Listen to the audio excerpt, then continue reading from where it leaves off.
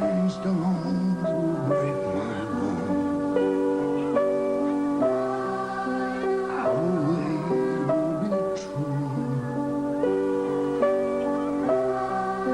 And when your mom's dead and gone, I'll sing this lullaby just for you. What becomes of all the little boys who never comb their hair? They're lined up all around the block on the nickel over there.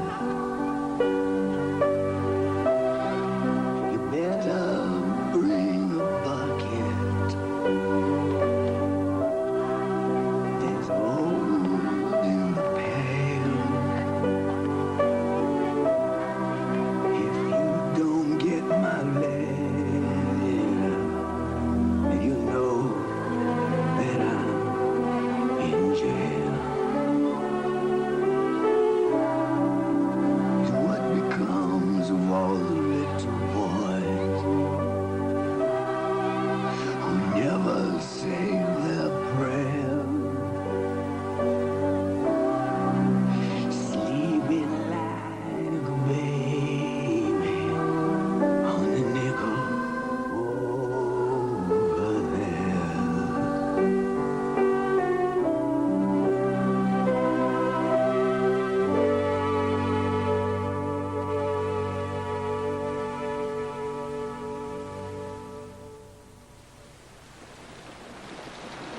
On June 28, 1979, Dr. Nathan Sack of Columbus, Ohio, a well-known surgeon, and his wife, had come to Atlanta for the annual convention of the Association of Nuclear Medicine.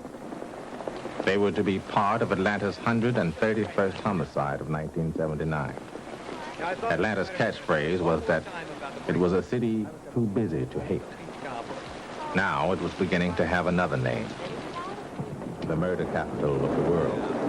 Looking for Clark Gable and Vivian Lee to suddenly appear around the corner. Well, there's a restaurant called Aunt Pitty Pat's, but that's the closest you're going to get to it. Wait a minute. We'll give you everything. Give me your rings, too. Give me your handbag. Hurry up.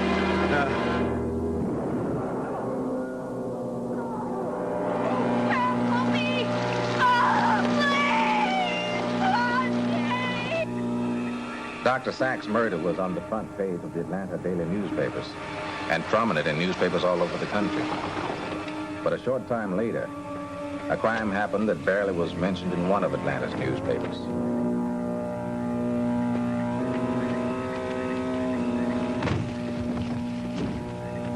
In all likelihood, the boy was already dead when he was brought to this spot. He was 14 years old. The second boy was last seen on his way to a skating rink. He too was 14 years old.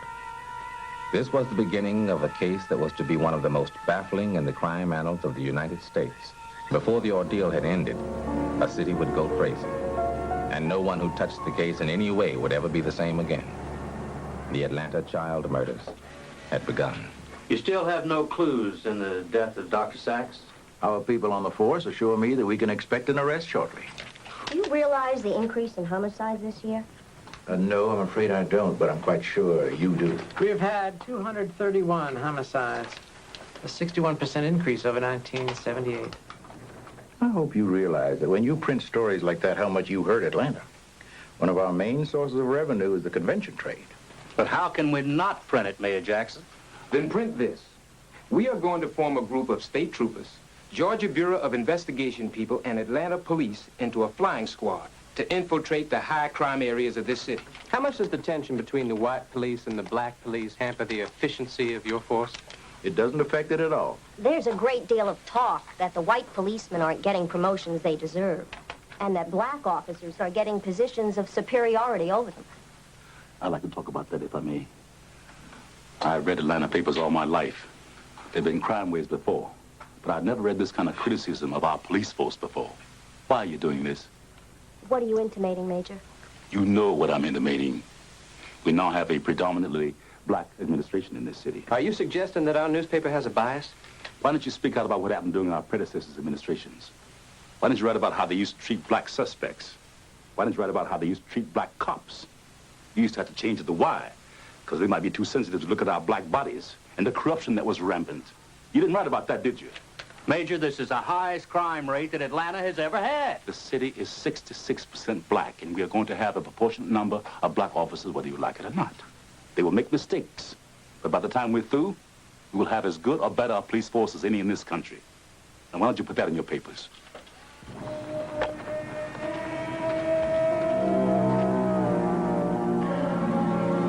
Help! Somebody got to come and help! At first, there seemed to be nothing out of the ordinary about it. My name is Ben Shelter. I'm a police detective. What were you doing here so early in the morning? The men come here and drink beer. They throw the cans out the window. I get paid by the load for those cans. That's all I got, except my old age money. A croaker sack. What is it? All right, take it I done easy. lost Take it easy. it. Take it easy. Pete, help her find her cans. I done lost my croaker sack. What you got?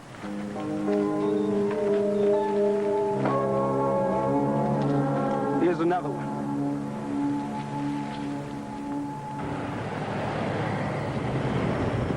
You shoot a 14-year-old boy. You dump his body by the side of the road. Then you shoot another kid, and you dump his body less than 100 yards away. I mean, who are we dealing with here? You're assuming it's the same murderer. Well, what are the odds of two different murderers dumping two bodies less than 100 yards away from each other? Could it be a homosexual thing? No sign of homosexual activity. Drug connection? No indication of that either. Another thing, the place where the bodies was dumped, far from secluded. Kids go there to make out all the time. It's just yards from the road. Jake, it's almost as if somebody wanted those bodies found. You've been spending a lot of time on this. Well, I still got to talk to some of their friends, teachers. Ben, you were at the press conference Wednesday. Yeah, I was there. We got to make more progress on the cases we're getting the most heat from if this administration is going to have any credibility. I want all your time on this sack thing. You're the best man I got on this force. You know it, and I know it. What about these kids on Nisky Lake Road? We'll get to somebody else to handle. But all the good ones are tied up on the same kind of thing. Cases of middle-class victims that are drawing heat. You think we're the only ones that have this problem with the crime rate going up the way it is? You solve the cases with the most heat on them, then you go on from there. So we put everything we got into solving the sack case. Just forget about Alfred Evans and Everett Hope Smith. Ben, just swing with me on this. You get the sack thing out the way. Then I promise you, I'll back it to the limit. We'll launch a campaign against all the people that are preying on these kids.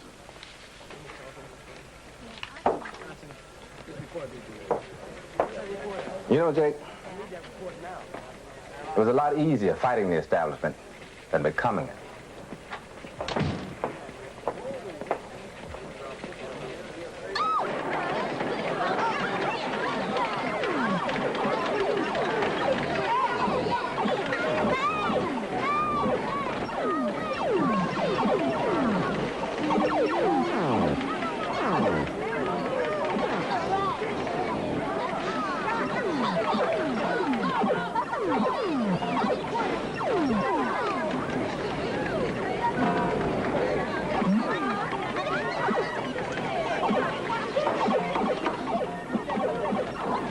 Would you like to play?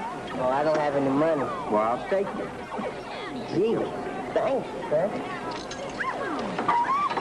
All right. Yes, I like this. On November 5th, 1979, another boy was found. His name was Leroy Millard James. He was 14. He didn't want to go to school because his new shoes were tight, and he was too embarrassed to wear his old sneakers.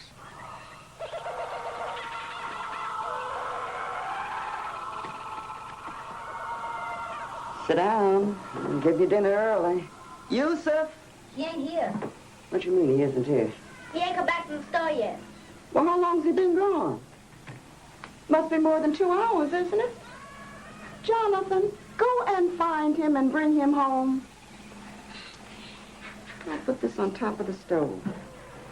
I told him to come right back.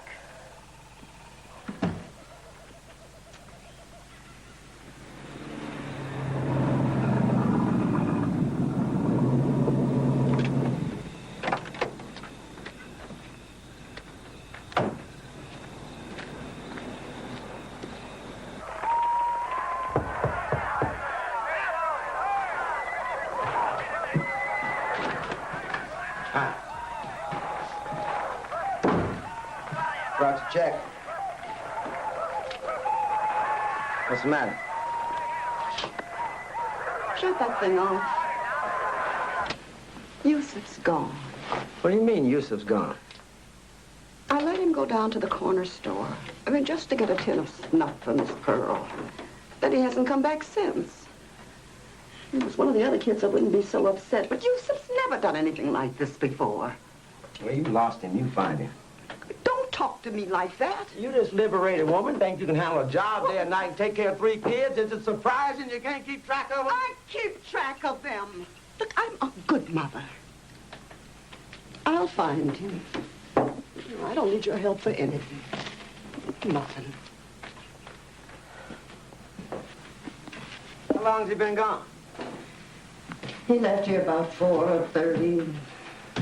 All right, I'll go look for him. Don't worry.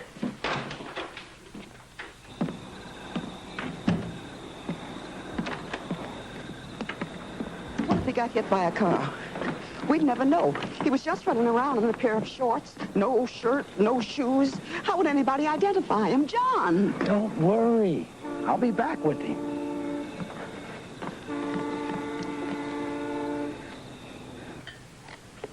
Did he ever complain about paying support? Do you know any husband that doesn't? Miss Bell, there are times when husbands don't like to pay support. They like to play games. What are you trying to say? Well, are you sure that your son just isn't with your husband? What would he be doing with my husband? I don't know. Maybe that's your husband's way trying to scare you so that you won't ask for no more support.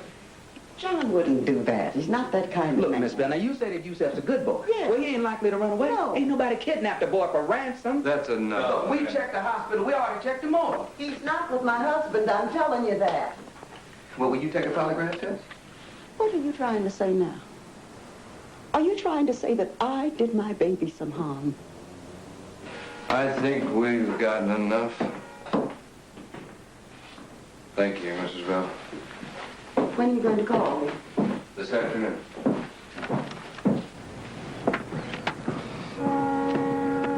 It's the husband, Mac. You're sure of that, are you? What else could it be? I don't know. I never met the husband. I don't know what kind of man he is. Yeah, well, that's the only answer. So we're gonna find him, bring him in, make him take a polygraph test, that's all.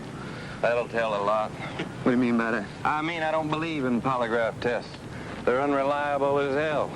That's why the courts don't admit them as evidence. In case you haven't heard.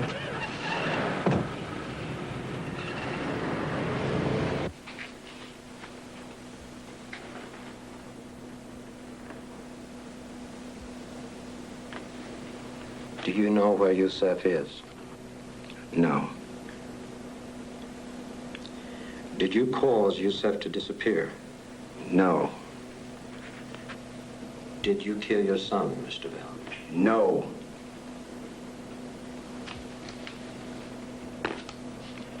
Sit quietly, Mr. Bell. Test is over. Well?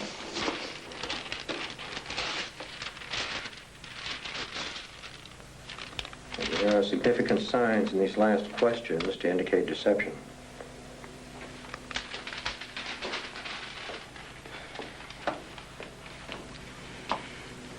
Where's your son, Mr. Bell? I don't know.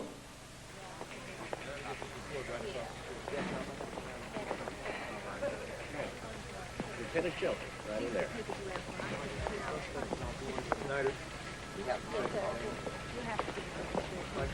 Atlanta Police Department, may I help you? You know, Yusuf, you know he wouldn't run away.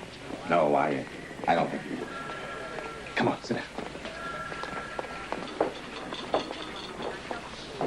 He used to come to see you. Yeah. Sat in this chair. You know, he told me what to do with the drug problem. I have a feeling that one of these days that boy's gonna be mayor. If he's not dead. Don't say that, Camille. We don't know anything yet. Can you help me? They got me working on other cases. Can't you do anything?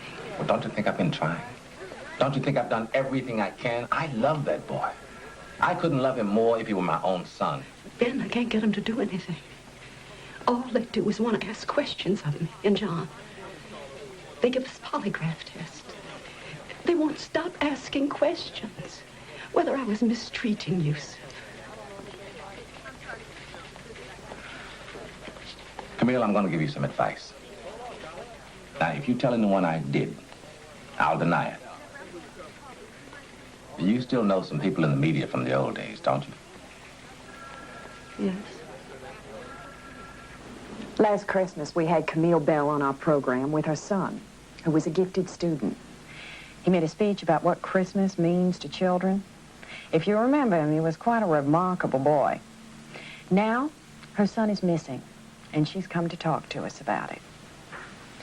When was the last time you saw your son, Miss Bell? 2 weeks ago. What were the circumstances? He just went to do an errand, and he disappeared. And somebody must know something. A young boy just doesn't drop off the face of the earth. Are you satisfied so far with the efforts of the police to locate your son? I suppose I shouldn't say this. They're hard. Would you turn that up, please? You have a great deal of Atlanta out there. They want to know your feelings. Thank you. I can't help wondering if they're working as hard as they would if it were a white child from a middle-class background. Chet Detlinger had a reputation in Atlanta of being one of the best men on the police force. His conflicts with the new administration had him out on the street. But in his heart, he would always be a cop.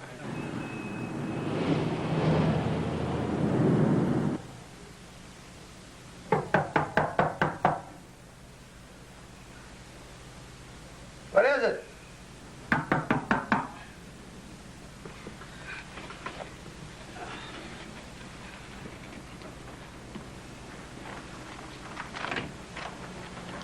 Get dressed.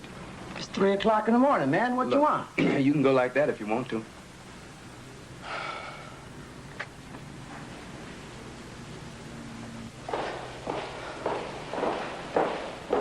Why are we here?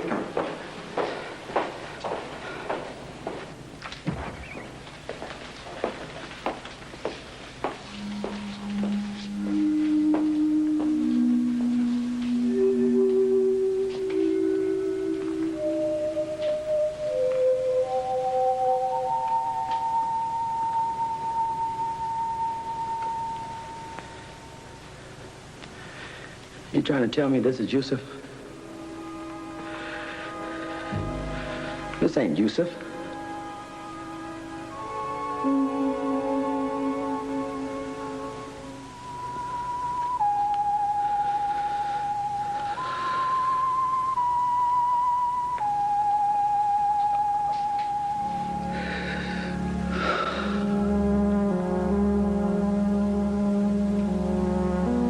It's almost as though he was too good to survive. Yeah, I know. How did it happen? Autopsy showed signs of strangulation. Head injuries. I wish I'd had myself fixed so I couldn't have had kids. Would there have been a better chance of saving him if they'd done something right away? I don't know. Is there any connection with the other murders? I don't know. The way they treated John. Now they admit they don't have enough to arrest him on. Well, there are 2 crimes done against us. First against Yusuf. Next against us. I don't know how, but I'm going to make sure that everybody in the world knows what kind of place this is. This is a place where black babies are hunted down and killed like animals. Little girl, yes, ma'am. Did you feed my goose? Yes, ma'am. Did you lay in the egg? Yes, ma'am. What to do with the egg? To make egg bread. Oh, shake it, but don't break it. Shake it, but don't break it. Shake it, but don't break it.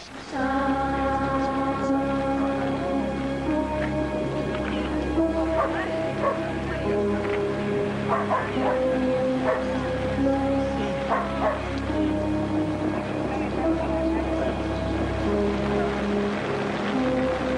long has she been here? A couple hours. Maniac takes chances. She raped?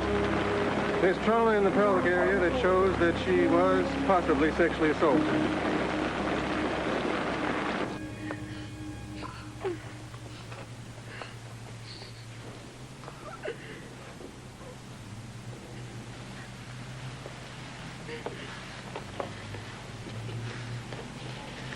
My name is Camille Bell.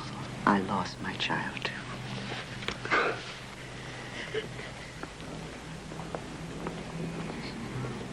You better close the casket. No, I want everybody to see it. I come to the city and 7 weeks later my baby is missing. Raped and tied to a tree. I want everybody in Atlanta to see it. So, I want the casket open. What do you do if a stranger comes up to you and wants to touch you in a way that makes you feel uncomfortable? Patrick Balthazar. Depending on what he's touching.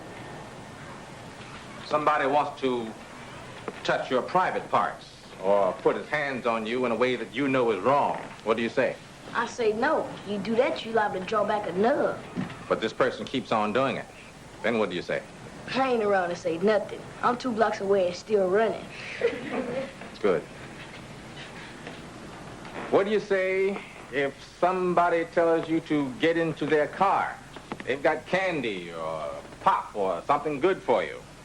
JJ? I'm not getting in anybody's car. But this person tells you that your mother sent for you. What do you say? You say no. No.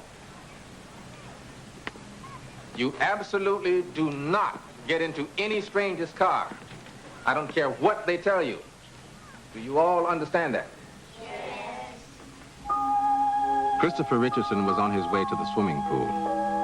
He was wearing his walking shorts because he didn't have enough money to buy bathing trunks. He never made it to the swimming pool. Hold that elevator.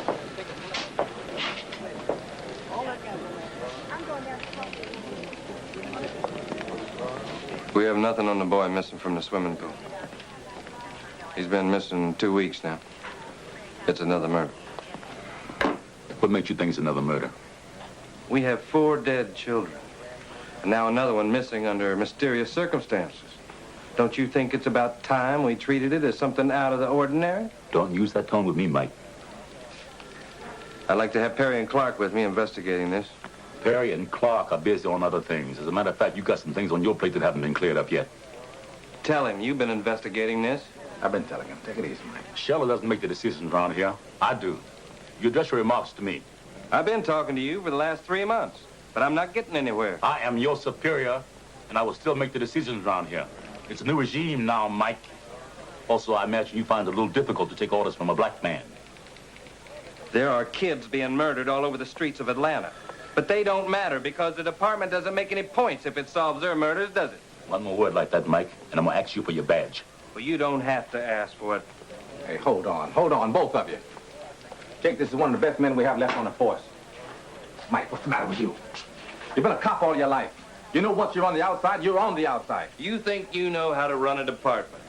Some of the best cops this department's ever had have been passed over for promotion by guys that have just become radio operators.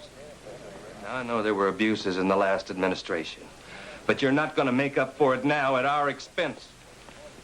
And I'm not going to be anybody's nigger. We'll survive without you.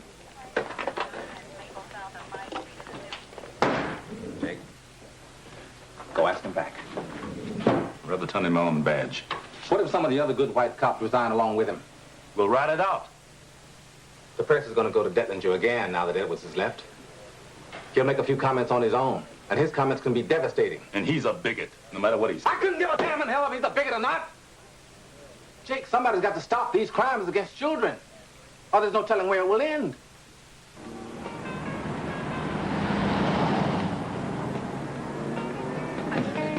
I wonder when the next kid's gonna be killed. This afternoon? Tomorrow? Who knows? I feel sorry for the mother. They're going to a private investigator. They'll just take their money and do nothing. When we had a white administration, I always got in trouble because I was too sympathetic to blacks and their problems. Now that the black administration has taken over, I've become a symbol of a regime I hated. I was too black for the white administration. Now I'm too white for Walker and his boys. I can't say I blame them, though. You don't know how bad those old administration people treated black cops.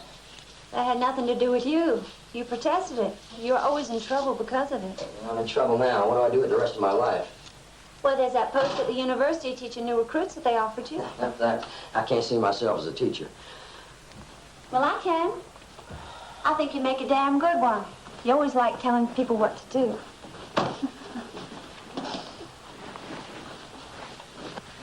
I'm glad it happened.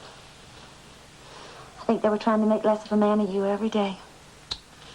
You have to learn to get along with any establishment. God knows my daddy didn't. What the hell's wrong with me, Mary? Why can't I just accept things the way they are? I like the fact you can't accept things the way they are. You're determined to fail more than any man I ever met. That's what makes you so lovable.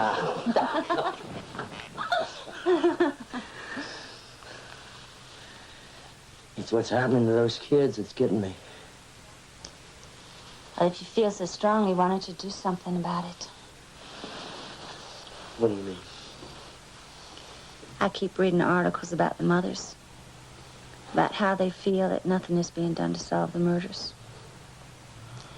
Perry and Edwards have left the force too, haven't they? Yeah. So why don't you join with them? Investigate the murders. You could form your own agency.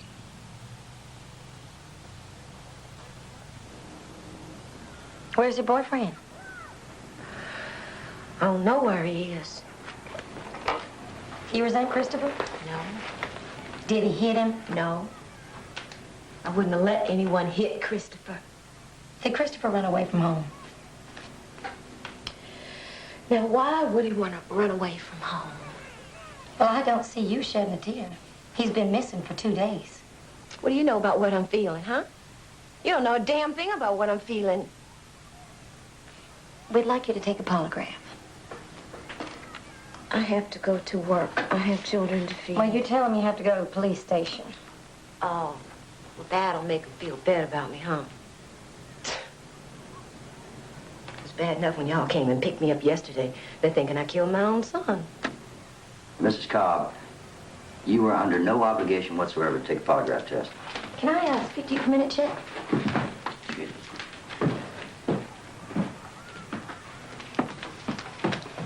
What the hell are you trying to do? I'm representing some of the mothers of the victims. Represent them? How? Perry, Edwards, and I are working for them as investigators on our own. Some people stoop to anything to make money. It's a good thing you're not a man, Lieutenant, or you wouldn't be left standing. And not that it's any of your business, but just for the record, we are doing this gratis. Now, I know that when kids are murdered or missing, a lot of the times it is family related, but this is a special case, and you're not going to get any more out of her by putting her through all this. You don't know them the way I do. They have children like rabbits. They don't care what happens to them. I know why the black administration of Atlanta act the way they do. There are still people on the force like you. You don't know her record. 2 husbands in jail, a boyfriend that beats her up. That does not mean that she hurt her own child or even that she isn't a good mother. Look, I'll handle this my way. Now let's go take that polygraph test. You don't have to take a polygraph test. You don't even have to answer any more questions if you don't want to. Then I don't want to. Now, please get out of my house.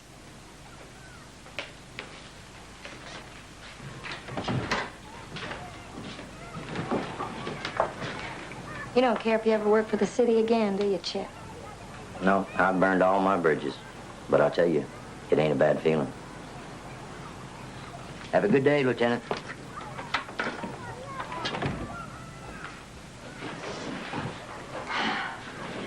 You know something, Chet? I've been kicked around all my life, and I tell you, a lot of the woman in me has been used up. But if I feel like giving it all up to Jesus, I just think about Christopher. And that's the reason that I can go on for one more day.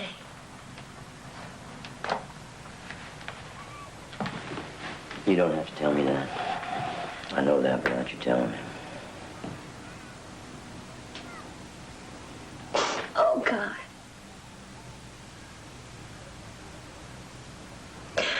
Who would want to hurt him? I mean, people hurt other people for money, and for sex, or for whatever, but this wasn't a boy who was into all of that. Can't you or nobody tell me why somebody would want to take him? Maybe hurt him? Oh.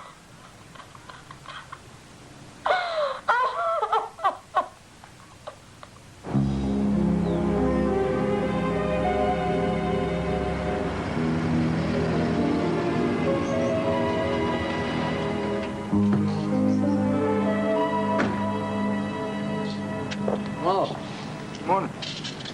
My name is Chet Detlinger. Detlinger talked to every one of the parents and neighbors of the missing children that he could get hold of. I understand that a child from this address saw one of the victims being abducted. Is that true? Mr. and Mrs. Rankin told him about a girl who was supposed to have seen one of the missing children get into a car with two men. Okay, thank you very much. Did you see Jeffrey struggling or fighting, trying to get away from these men? No, What did the men look like? they were black. One of them had a beard. Now, what time was this? It was after dinner. What, 6, 7, 8? It was after 7. All right, then what happened? They drove away. Which way did they drive? That way? That way, huh? You lying to me? No, I saw them. All right, I want you to show me where you saw the car. Exactly where you saw it. What do you mean? I mean, I want you to walk over there now and show me the exact spot where you saw this car.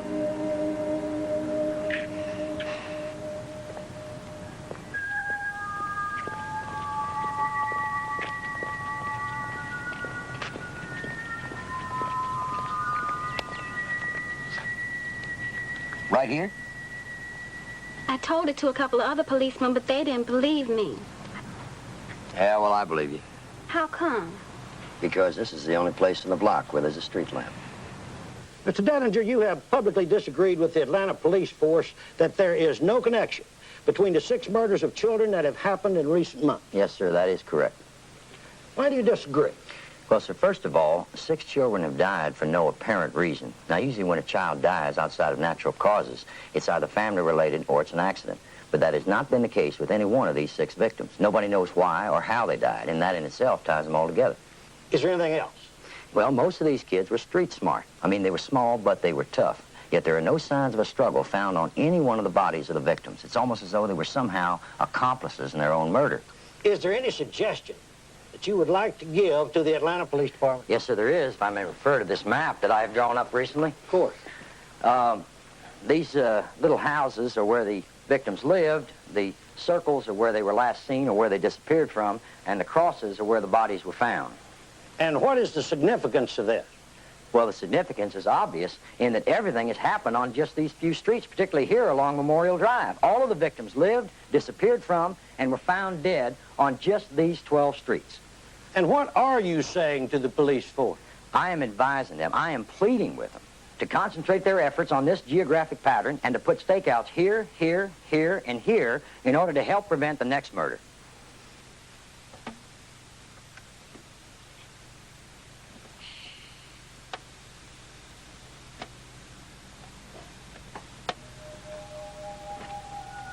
It was the morning of LaTonya Wilson's 7th birthday. As unbelievable as it may seem, somebody actually removed the window pane closest to the lock, reached through, opened the lock, then opened the door and stepped in. That person picked her out of her bed, where she was sleeping next to her sister, then walked past her brother, who was sleeping in the next bed, and took her out of the house.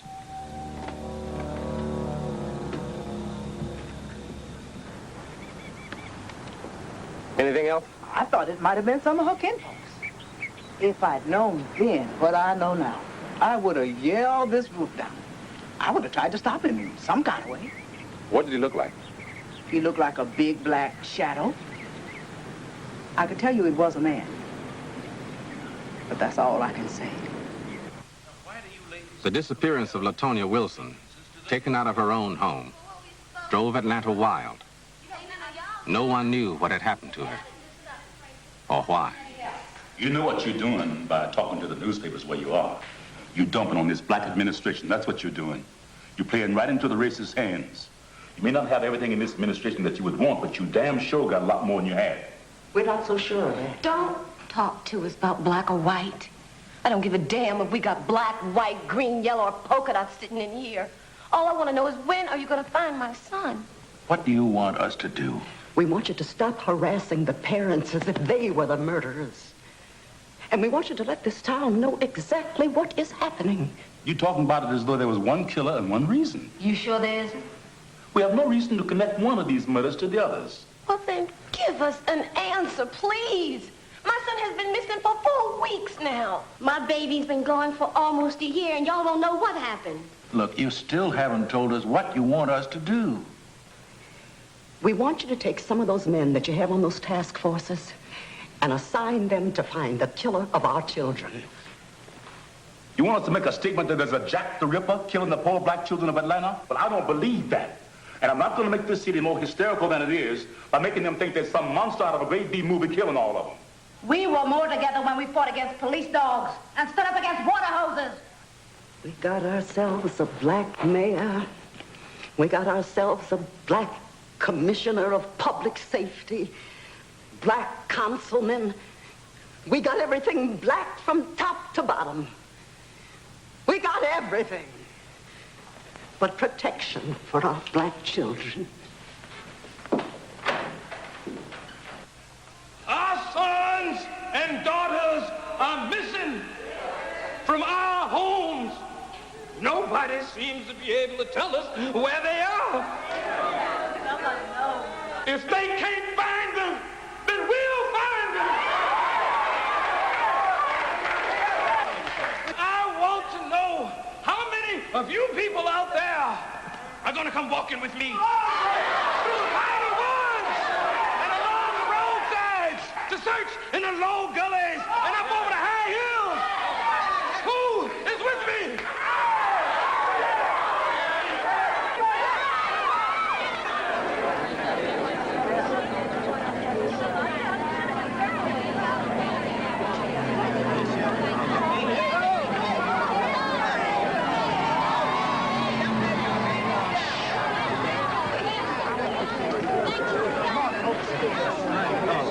You know that you're not alone. We want you to know that we care about your children just as much as if they were our own. I don't like a large crowd like this going out into the hills and woods unsupervised. There are holes out there covered over by kudzu vines they can fall into and get hurt. Why don't you tell them they can't go? We're going to be using different color armbands. The blues will take the hills, the reds take the woods, the pinks take the railroad tracks, and the whites can take the abandoned homes and abandoned lots. If you see anything, blow your whistle. Maybe it'll do them some good. Let them work off some steam. Let them get a dose of what we've been going through. After about 15 minutes, the searchers found a child's blue jeans and a broken child-sized sandal under the bridge at the bottom of an incline. The searchers doubled and went over every inch of the incline. Some of the searchers found a freshly dug grave, but inside was only a dead dog. Tony, what are you doing? Don't go away from everyone else. You're not supposed to go away from everyone else. Don't. What they had stumbled over was the remains of Latonia Wilson, who had disappeared on the morning of her 7th birthday. We want to congratulate the search group that found the remains of Latonia Wilson. They have given a new meaning to citizenship, not merely being passive, but contributing to the solving of these terrible murders. What are you going to do about them, Mayor? We are forming a special task force to deal with these dreadful crimes. Another task force. Who will head it? The same person who heads our overall public safety effort, Commissioner Lee Brown. Why have you decided to do it now? Because the number of children who are now missing is more than is usual in this time period. You're now admitting the possibility there's one murderer stalking the children. There's still no direct evidence to connect the murders. But you haven't ruled it out, have you, Major?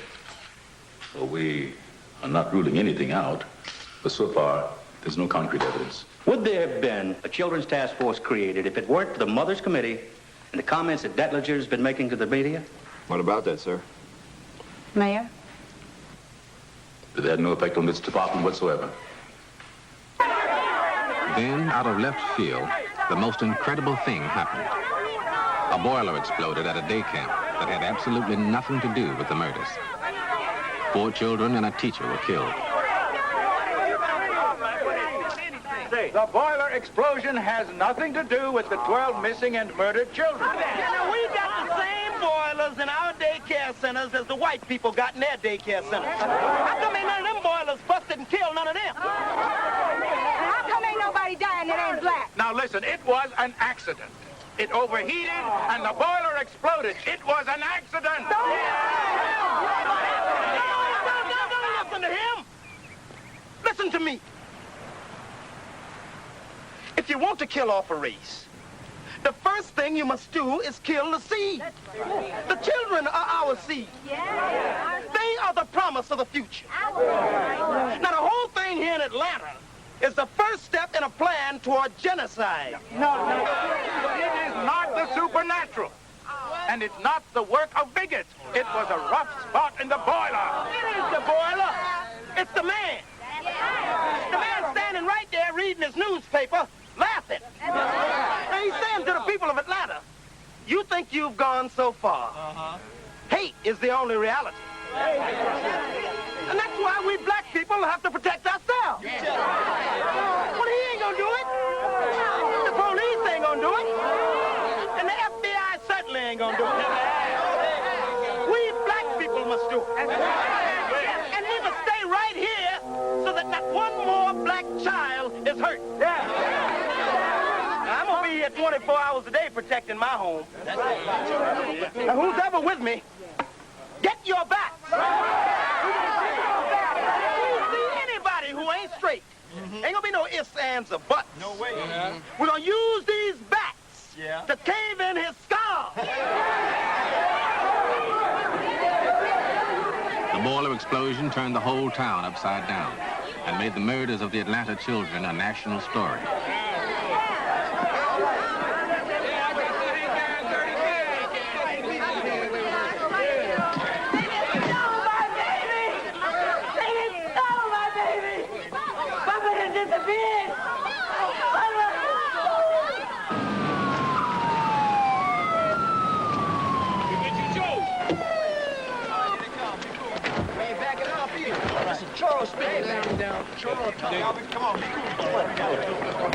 All right, Joe, don't hand over the rifle. I'm not handing over anything. That's right. Now, somebody got Bubba Duncan in the 8 blocks between the school and his house right here. That's right.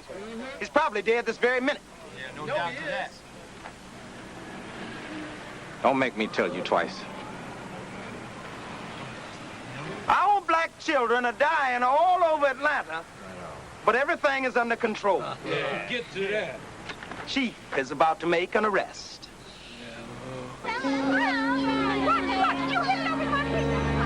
Clifford Jones was strangled while collecting aluminum cans for pocket money. You could say he was killed for a penny a can. Michael, Sarah, come away from there. Michael, Sarah, do y'all hear me? Well, look who they let out of the rabbit hutch. Michael? Now we really are in trouble. Come away from there, all you cheering.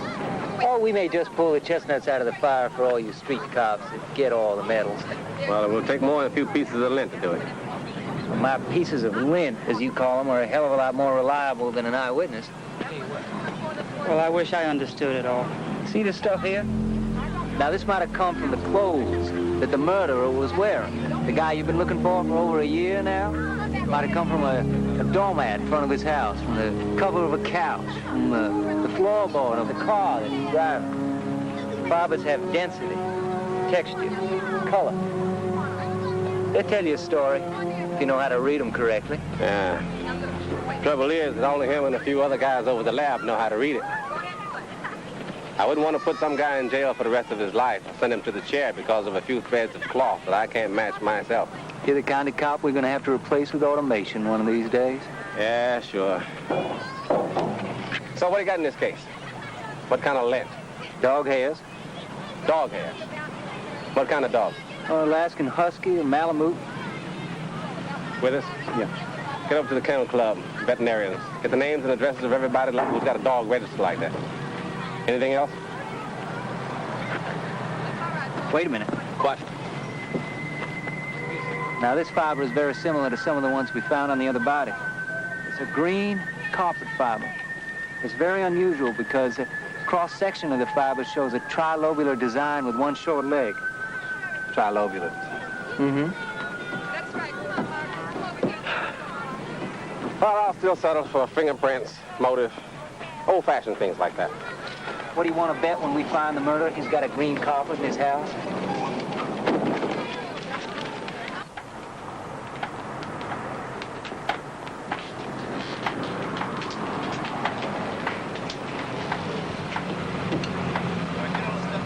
Let's go. Come on. Sorry to come in on you like this, but you don't have a phone. What's y'all want? They found 2 children on Red Wine Road. Now, they haven't identified them yet, but there is a possibility that one of them might be your son. What y'all doing?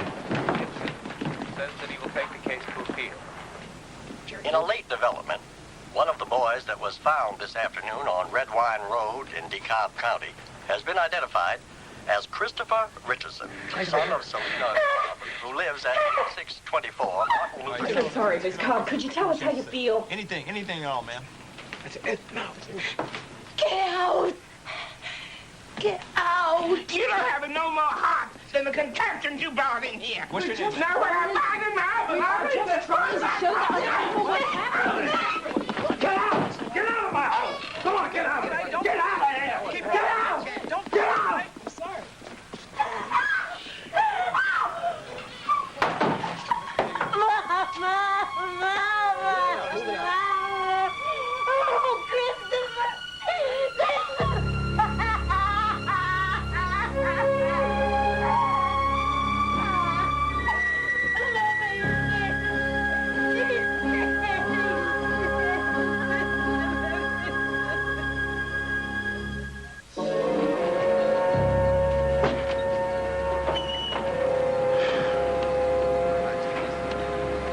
Number 18, you know, sometimes I think it's somebody laughing at us, taunting us. Somebody who knows what we're thinking. What do you mean? Well, first it was asphyxiation and shooting. Thought we had the MO. Then we get one stabbed. The Public Safety Commissioner of DeKalb is critical of the way we're handling the case. Next day, one is left practically on his doorstep. You have these people patrolling with baseball bats out of Techwood. Then the victim is taken out of that project. Now, how do you like that for making us look like idiots, almost as though purposely? It's been almost a year now, Ben. We don't know much more now than we did at the beginning. If this is some kind of a genius... What are you trying to say, Jake? Could be somebody in this department. It's occurred to me. If he's white, and I never believed it could be a black man, it would explain how he can get in some of these neighborhoods without attracting attention. If it were a person of authority, say a minister or a postman or a cop.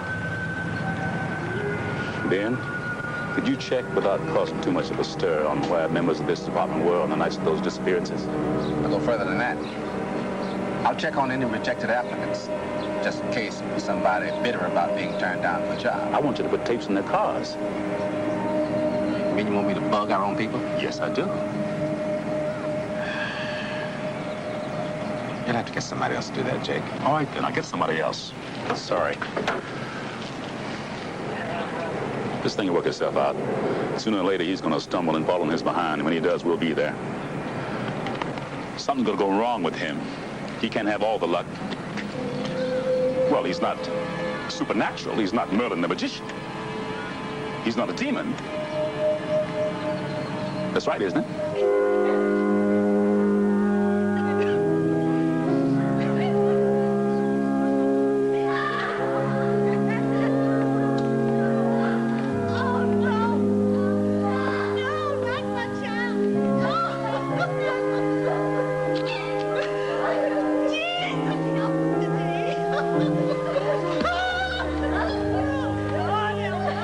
man done got Timmy. Soon there ain't gonna be nobody to go to school. He's gonna get everybody. The man ain't gonna get me. Mama done showed a picture of Christ with a bleeding heart right here inside my shirt. My uncle say the man's got hands as big as a 12-inch ruler. He just wraps one hand around your neck and strangles you. It's like that. Who the man is? Could be somebody you know. Could even be somebody you don't know. Could be your cousin, your brother. Could even be your father. That's just what the TV say. It don't have to be so. I tell you one thing, ain't nobody, you hear me? Nobody gonna fool me, call me, or kill me, or do the other thing to me. Somebody put their hand on you, you go as easy as anybody else. But what happens if a man come up on you in the alleyway at 12 midnight and ain't nobody else around? I know something. It ain't judo, it ain't karate. It's something else used by Bruce Lee in that last picture of his. It's called Taekwondo. Zip, zip, you're dead. Zip, zip, zip, you're dead. Zip, zip, zip, I turn around once more and all those cats are dead. Told you not to spend all our money on that last game. Now we gotta walk home. Now stop being a crybaby. Patrick. What? That car's following us? It's your imagination. Let's turn in here and see if he still comes.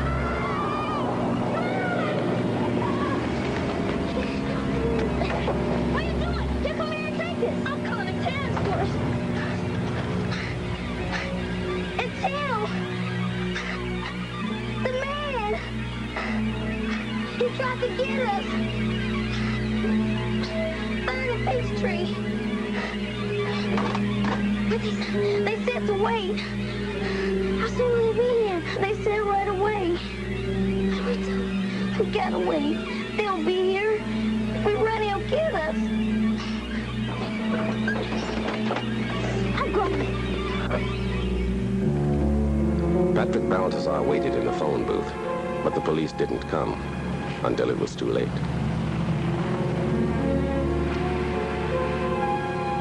No one here. I told you it was another one of them phony calls. Patrick Balthazar was found a month later behind an office building, killed by strangulation.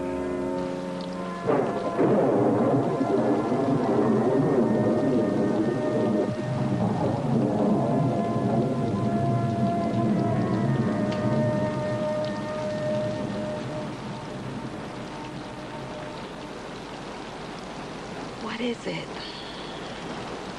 I was just thinking. Might be too unpleasant out there for someone to be lying in wait to snatch some kid into a dark alley or behind a billboard. Ben, you've got to get some rest. You haven't really slept a night in weeks. I wake up feeling guilty that I have slept. Who knows what might be happening out there in those streets. You've been a policeman for years. I've never seen anything get to you this way. I've never come up against anything like this before. But you act as though you're responsible for it.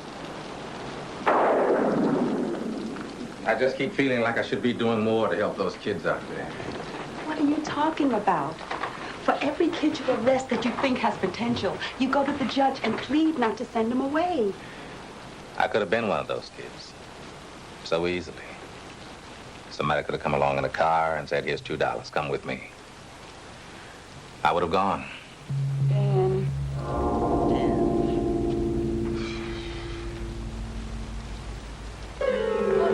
Jimmy Ray Payne had made 2 attempts to take his own life while in youth detention. His second attempt was almost successful. Oh, be cool, Jimmy. Hey, I think he's breathing. Jimmy, you're going to be getting out of here soon. I'd like to think you're going to make it. The thing is, don't let your life get lost because of useless bitterness. It was easy for a white middle-class psychiatrist to tell a young black who had no father and whose mother did not have the bus fare to come to visit him to keep his chin up. It was another thing to deal with the realities of everyday life, or how to get a job. It seemed for a while that Gloria Masters might be the ray of hope for Jimmy Ray. They met at a church picnic. 4 days before he disappeared, Jimmy Ray Payne wrote Gloria a love letter.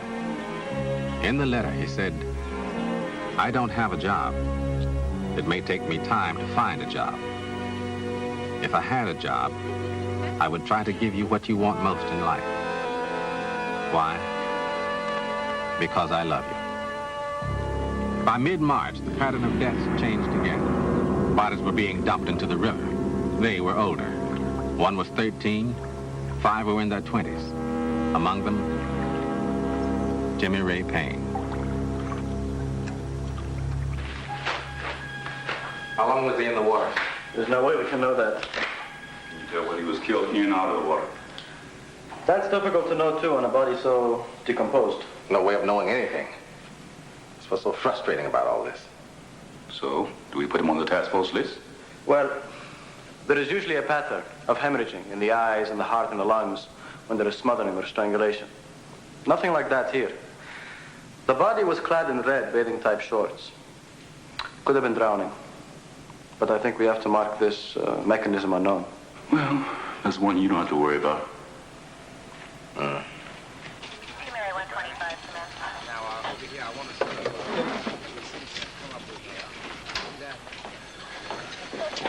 Say, look, fellas, I got other things to do. You kept me waiting here over an hour now.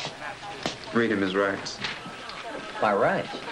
This is to let you know that anything you say may be held against you. You don't have to read me my rights. I've read them to enough people myself. What am I charged with, man? You're a suspect in the case of the missing and murdered children, Chet. Does Walker know about this? Walker doesn't have to know anything about this. It figures. I know he got no part of this farce. Look, it's my opinion, and it's the opinion of a lot of guys in this department, that you know just too damn much about the case. You guys are serious, ain't you? Chet, we've been watching you for a long time. Look, there's only one way that a white man just gonna walk into one of our neighborhoods and not even be noticed. What way is that? If he were a figure of authority. See, now that would explain a whole lot of things, wouldn't it? It would explain, for example, how come he wasn't noticed. It would explain how come a child just gonna get into a car and not even protest. It would explain how come there was no struggle. You see, a kid just isn't going to expect a cop to kill him. This whole damn town's going insane. Oh, come on, Chet. You've been a little bit too bright. Okay, your maps, your predictions. See, the murders escaped arrest for a year and a half. A year and a half. Now, he had to know procedure. Oh, he's a genius. Just one thing, Lieutenant. What about a motive? Well, you always did hate taking orders from us, now didn't you? You always felt that we were beneath you, so you wanted to embarrass this force, right? Even if that absurdity were true, is that the best motive you can come up with? Well, it's better than some of the other ones we got. Look, Chet, we just want you to take a polygraph test in the next room, that's all. You have about as much chance of getting me to take a polygraph test as a snowball in hell. Now, look, Chet, all we want to do is just ask you a couple questions about your whereabouts when the kids... Is there a warrant for my arrest? No, there is Good. not. Then there's nothing to stop me from leaving here right now. Wait just a minute. Operate for You your guys own are so good. desperate for a suspect that it's affecting your faculties. And if I wasn't a veteran of 18 years on the police force, I'd be scared as hell right now, because I know how easily a case can be made to work if there's a need for it. Look, I'm just warning you, Chet. Now, you just stay out of our way. Get on out the case.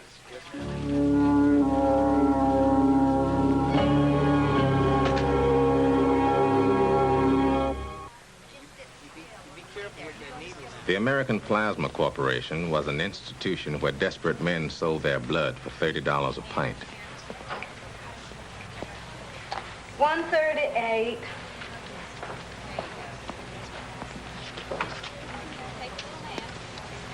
Mr. Cater, you've given your blood 5 times this month. How did that happen?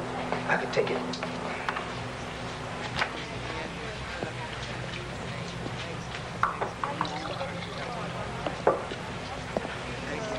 Here, now, you drink this. And you can rest on the cot over there, and then you go.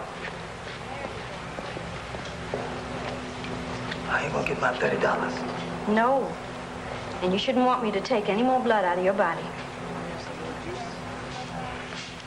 In the American Plasma Corporation, Nathaniel Cater was just another number who gave blood. But to his family, he was someone who had lost his way, who might have been something else in another time and place.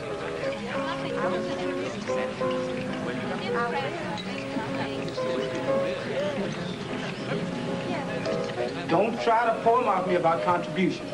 Right here in this room, I see 4 doctors and 4 lawyers who could buy this hotel if they thought it made a profit. Where's your name tag, sir? Your name tag? Are you gonna move? Well, now you see what happens when you don't contribute. Man, I said, wake up. I just passed the desk clerk down there, and he said you ain't pay your half of the rent this week. Man, why you ain't pay up this week? You had some money, I know. I was counting on selling some blood, but when I went by there, they was closed. I stopped by tomorrow morning to sell a couple of pints. Sure. Why you wake me up? But when I don't want to wake up, you hear me? I don't want to wake up. Man, cry to somebody else. I don't want to hear it. I can't cut it no more, man. I can't cut it. I can't even stand the way I smell. Well, going over to the sink and wash up, you'll feel better. I don't want to go over there. I don't want to look at my face in the mirror. I can't even stand and look at myself. How did I ever get here? Oh, Mama. Mama, how did I ever get here? Cater was going to become more important to Atlanta in his death than he ever dreamed that he could be in his life. Did the kids call? No. Why? I was supposed to pick them up, and I had trouble with the car. When were you supposed to pick him up? It's more than an hour ago now. God, Robin, you know better. You don't think something happened, do you? Where were you supposed to pick him up? On a bench in front of the stadium.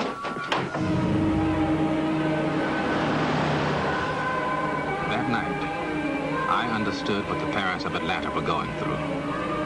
It wasn't only the fear that something might have happened to the children. It was the fear of the unknown, the fear of that terrible, crazy world out there.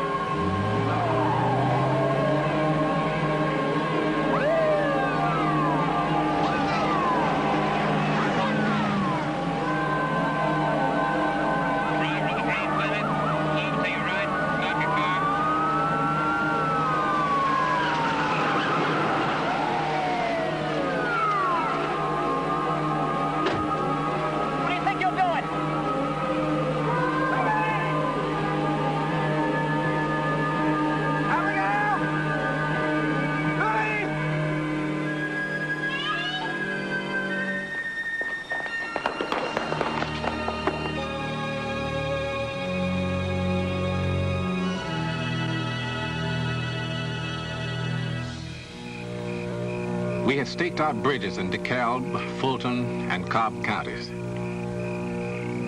It seemed unlikely in the extreme that a murderer would throw a body off one of these bridges, particularly since it became public knowledge that we were staking them out. But no action seemed too desperate. There was no effort we weren't ready to try.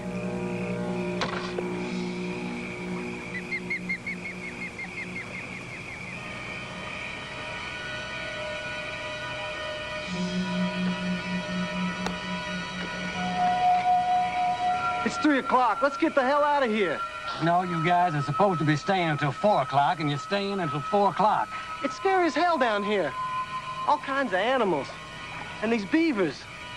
I hate beavers. You get used to them. I'll never get used to them. I heard a splash. A loud splash. Is there a car on the bridge? I can't see it from where I'm at. That splash was to change the course of the Atlanta murders and perhaps American jurisprudence forever. Jacob, is there a car on the bridge? Can you see anything? Yes, I see something. It's coming my way. Did it stop on the bridge, do you know? I don't know. It's moving awfully slow. Hold it. There's a car coming. Do you hear me? Yeah. Don't lose it. Okay. What's happening, Holden? What's happening? He's turning around. He's coming back. Don't lose it.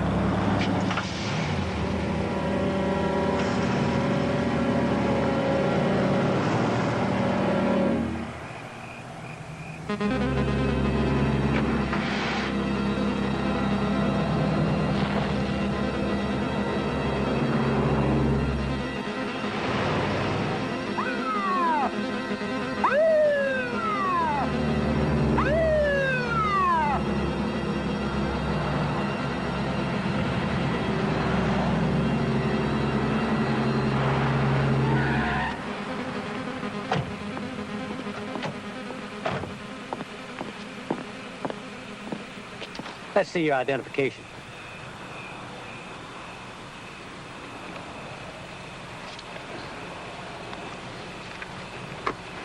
Wayne Williams. That's right. Did you throw a body into the river? Are you crazy? Would you get out of the car, please? Come on. Come on. Get out. Yes, what is it? Come on. Just step back Walk here, back will you, there. please? Would you move back there? Had we come to the end of what we were looking for 2 years? Was this the man who choked the life out of, shot, bludgeoned, and drowned 28 human beings? Or was it someone caught in the net of hysteria and the need to bring an end to Atlanta's nightmare? I think we're going to take this on down to the lab. P&E. Who is it? They know? Wayne Williams. Wayne Williams? You know him? I thought everybody in Atlanta knew him. Seemed to me I'd known him all his life. Can you imagine a 14-year-old boy building a radio station in his own home with 2 other kids? The idea of a 14-year-old boy creating a radio station intrigued some of the most important black people in the country. His picture was on the cover of Ebony magazine with Roy Wilkins. Among the people that went to pose for pictures with this genius of a 14-year-old at his radio station was Andrew Young, the former ambassador to the United Nations, and the man who was to be our next mayor. They moved to larger offices.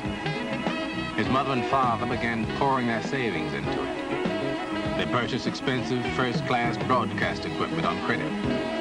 Friends and relatives put in money, too. But the novelty wore out. The shutdown of WRAC came the same year that Wayne graduated from high school. Next thing I knew, he was at the Atlantan passing out brochures. The brochures said, "Can you sing or play an instrument? If you're between the ages of 11 and 21 and would like to become an entertainer, you can apply." Where's Davy Brewer? Right here, further down the line. Okay. You don't want to sing the solo at Wheat Street Baptist Church on Sunday? That's me. Okay, now here, you take my card. I want you to come around to the Atlanta studio tomorrow afternoon at 3 o'clock, and you sing the same thing that you sang on Sunday, all right? I ain't got no money for that stuff, man. Hey, now, who said anything about money? You got talent? I'll stake you. Hey, my brother can play guitar really good. Stay right here. I'll go get him. Never give up, do you, Wayne? You used to have a radio station. Then you wanted to be a policeman. Then you wanted to be a newspaper reporter. What next? Well, you tell me, how does a poor black guy at 20 get ahead? I mean, he can either punch his way through like Muhammad Ali, or he can become a stand-up comic who puts down whites like Richard Pryor, or he can sing or dance, right? Huh? So what's in it for you? Well, I'm gonna manage it. See, now, we always been entertainers, and it's always been others who have ripped us off. So what we're trying to create here, we're trying to create something homegrown, something that we have control over, and we get the dividends ourselves. This is my brother, Mr. Williams.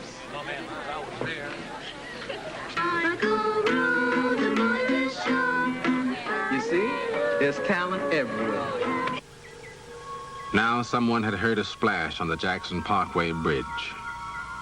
Wayne had been on it, and everybody was asking, was this the monster who strangled the life out of children of 7 and 9 and 11 and threw adults into the Chattahoochee River?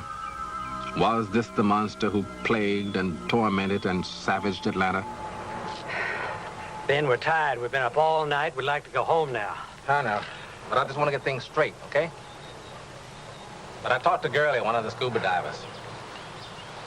He said he found a safe, a Thompson submachine gun, a Checkmaster machine, and some assorted jewelry, but no body. I talked to Ingram's helicopter pilot. He made a search of the area. He said if there had been a body floating, he would have seen it. So I just want to get things straight, okay? Campbell, you heard a splash. Now, could it have been a beaver? There are a lot of beavers around here. They splash their tails in the water. It could sound like a body. I know the difference between a beaver splashing his tail and the sound of a body. You do? How? I used to be a lifeguard. Did any of you actually see something being thrown off the bridge? I told you nobody saw that. Did anyone see the station wagon stop? I didn't see it, but I can tell Don't give me buts. Did you see it stop? No, no one saw it stop. All right. Let me get this straight. We're saying that Williams took a body out of his car, carried it to this railing, and threw it off. Campbell heard a splash. You reported it over the walkie-talkie to Gilliland. That's right. And you told Jacobs. Is that right? Then Williams would have had to shut the tailgate of the car, get in the car, start the motor, turn on the headlights before Jacobs here, who had been alerted, could see him. That's right. Doesn't that bother you? Look, Ben, you aren't my superior. If there's going to be any more inquiries like this, why don't you do it with the head of my department? Listen, this little incident on the bridge here is going to be the talk of the town, the talk of the country. I just hope we're not starting an avalanche of something we can't stop based on a splash. Somebody throwing a body off a bridge that nobody has seen and nobody has found, and the murderer getting back into a station wagon that nobody saw stop. Both the FBI and the Atlanta police had men outside Wayne's house. If he went to visit friends, they were there. If he went to his recording studio, they were there. And their walkie-talkies boomed from their cars. Everybody in the neighborhood knew that there was something wrong.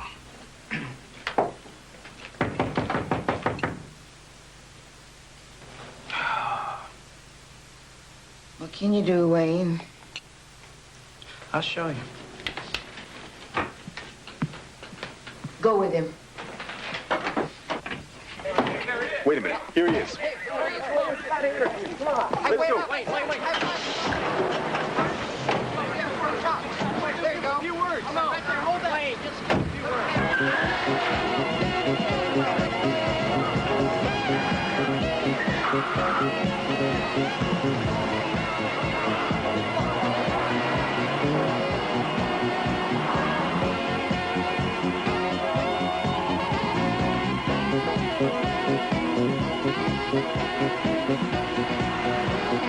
Where did he go?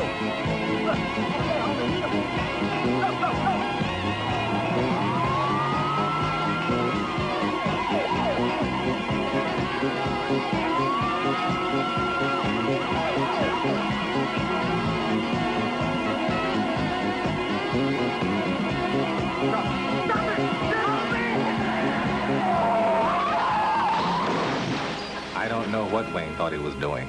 Maybe he thought he was playing Smokey and the Bandit.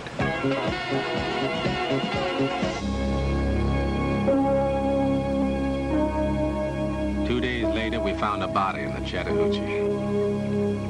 Right away, there was speculation that it was the body that Wayne had thrown overboard. Asphyxiation, strangulation. You've been wondering the body went into the water? Could be 2 days, 5 days to a week. 2 days? That's it. That's the body that Wayne Williams dumped into the Chattahoochee. Could a body get that decomposed in 2 days? The gases cause the body to rise. Exposure to heat and sunlight makes it decompose very rapidly. Well, I've seen a lot of bodies in my time, but I've never seen one go that fast. The body turned out to be Nathaniel Cater, who sold his blood to make a living.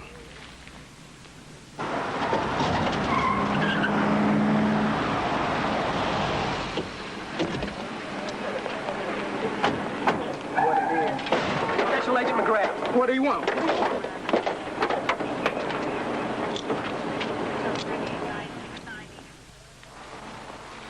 Now, you've had a good time with us, Wayne, but the comedy is ended now. We have a body. One you dumped in the Chattahoochee. No, I didn't dump anything, and you know it. Tell us about Cheryl Johnson, Wayne. Well, she said that she picked up one of my brochures and she wanted to audition. And we made arrangements to meet at 7 o'clock that next morning. You will audition 7 o'clock in the morning? Well, she had to go to work. That was the only time she could spare. Go on. Well, I went by the Three Deuces to pick up some tapes, and I didn't have anything else to do. I was near the area, so I took a dry run so I'd be able to find the place the next morning. Did you speak to her on the phone? No. The operator said it was a wrong number. There's no Cheryl Johnson, Wayne. It wasn't a wrong number. There's no such number. We talked to the telephone security officer. Maybe I wrote down the digits wrong. Look, you got no warrant for my arrest. There is nothing to stop me from leaving here right now. Just a minute, Wayne. You know what this town been going through this past 2 years? Half the town waiting outside this building right now. They know we're interrogating somebody in here. You innocent? Clear it up. The sooner the better.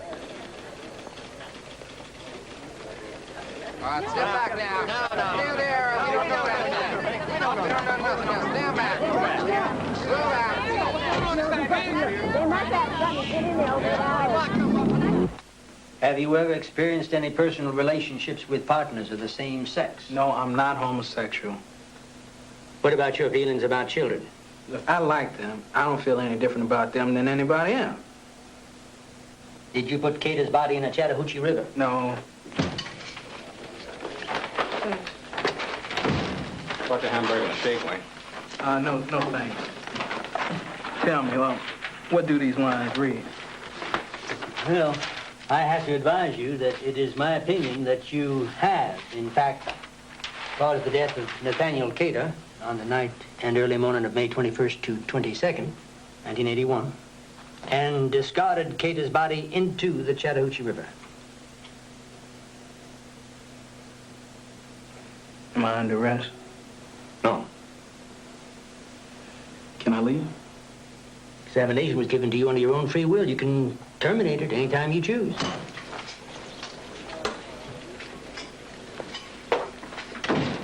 I failed the polygraph test, Daddy. Why don't you ask me if I killed him?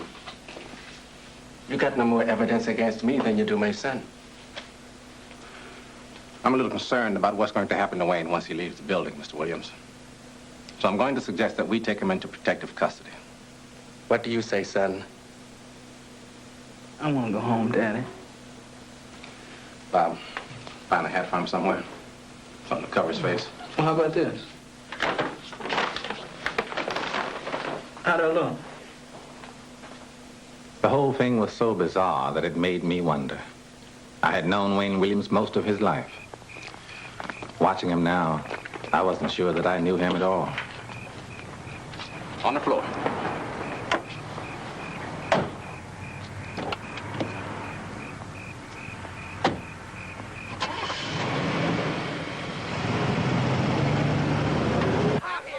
I came over the next morning, and I found what looked to be a minor rock concert. Crushed soft drink cans everywhere, fast food wrappers and pieces of hamburger on the lawn.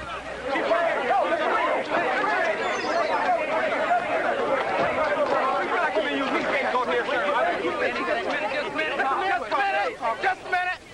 I want to call a press conference. A New York newspaper had called him a monster. He was being widely talked about for killing 28 human beings in one of the most frightening string of murders that has ever happened in America. And he was inviting them to a press conference.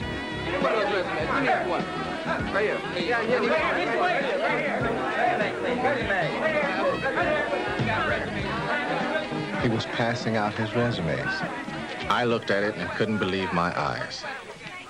He listed himself as having had record deals with major record companies and having worked as manager for a local television station. I knew none of that was true. He was feeding himself to the wolves.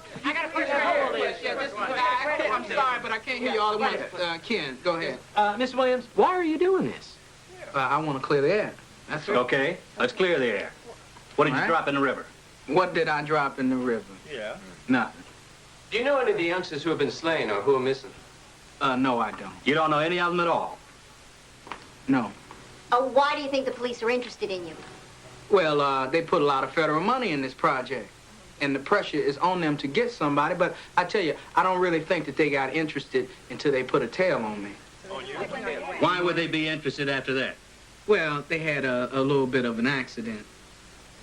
What kind of an accident? Well, see, now they've been following me everywhere, right? So I decided, hey, they want a car chase? Hey, I'm gonna give it to them. What happened?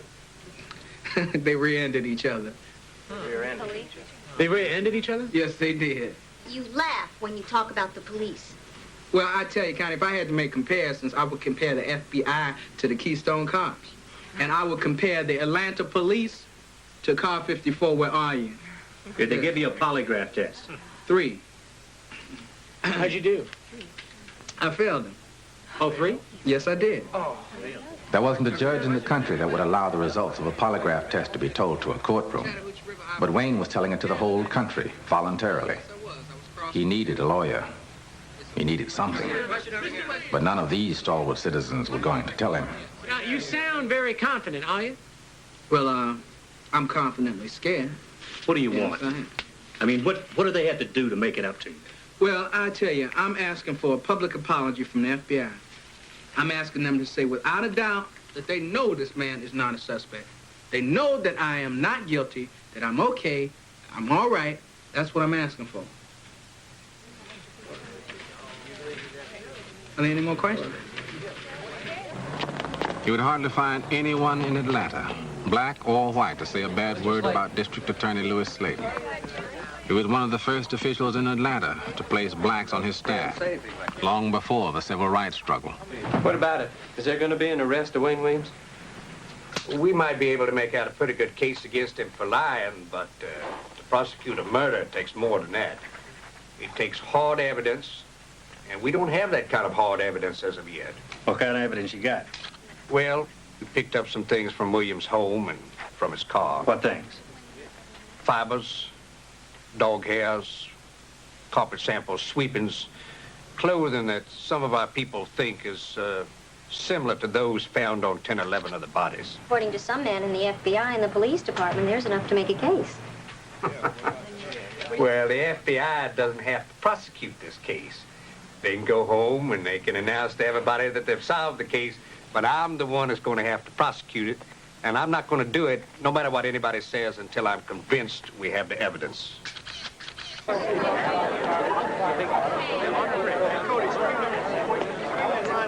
Penelope Road was becoming more and more of a circus every day.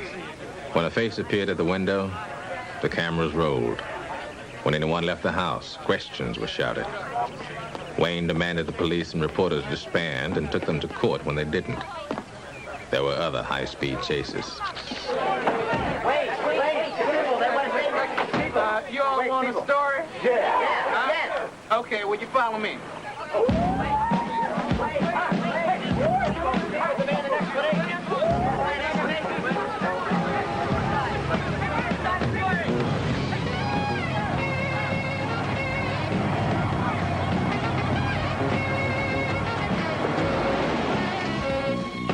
Then began the damnedest procession that Atlanta has ever seen.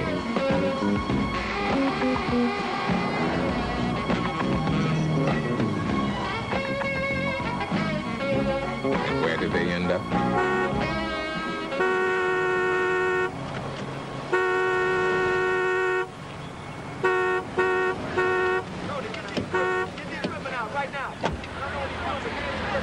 Mayor Jackson! Mayor Jackson! You said I wasn't a suspect.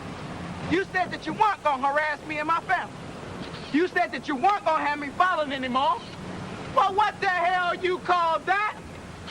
Mayor Jackson!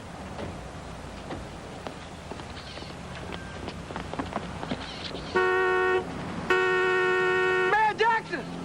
Mayor Jackson, you come on out here and see what you done.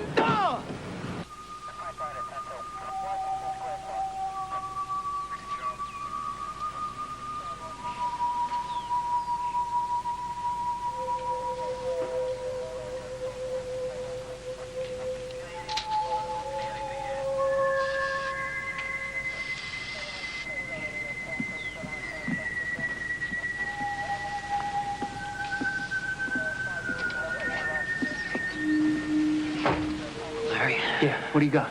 Look at this. Is there a dog around here? There's one in the yard. Larry. All right, let's not get too excited now. We've had false alarms before. See what you can find in the bedroom, all right? I'm gonna take this right down to the lab right now. Come on.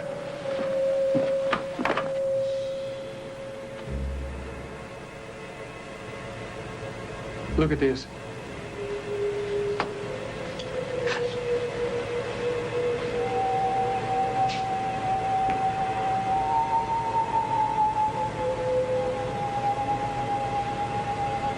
Green carpet, the trilobular fibers, with one short lobe.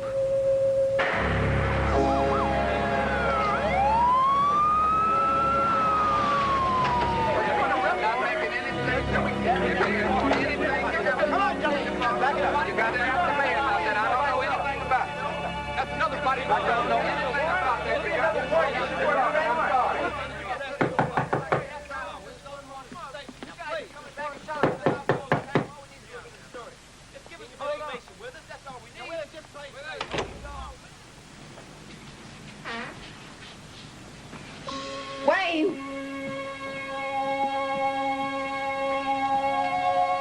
I have a warrant for your arrest.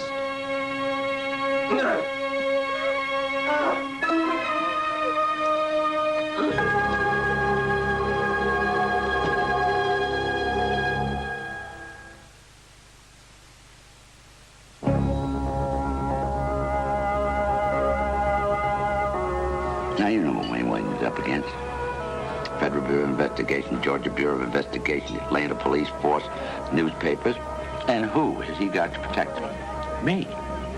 If that isn't enough to make the old adrenaline go and feel alive again, nothing is. This case is going to be to you like a jigsaw puzzle. Now, you're sure this approximates Payne's body? We're using the water for weight. I was very careful to make sure the specific gravities were the same. All right, now push him out. The Western world is obsessed with child murders. Did he kill our children? Look, I'm not God. I don't have a pipeline into Wayne Williams' mind. Did you experience any panic at any point? Doing what? At any point during the time you were killing these victims? No, I haven't killed anybody!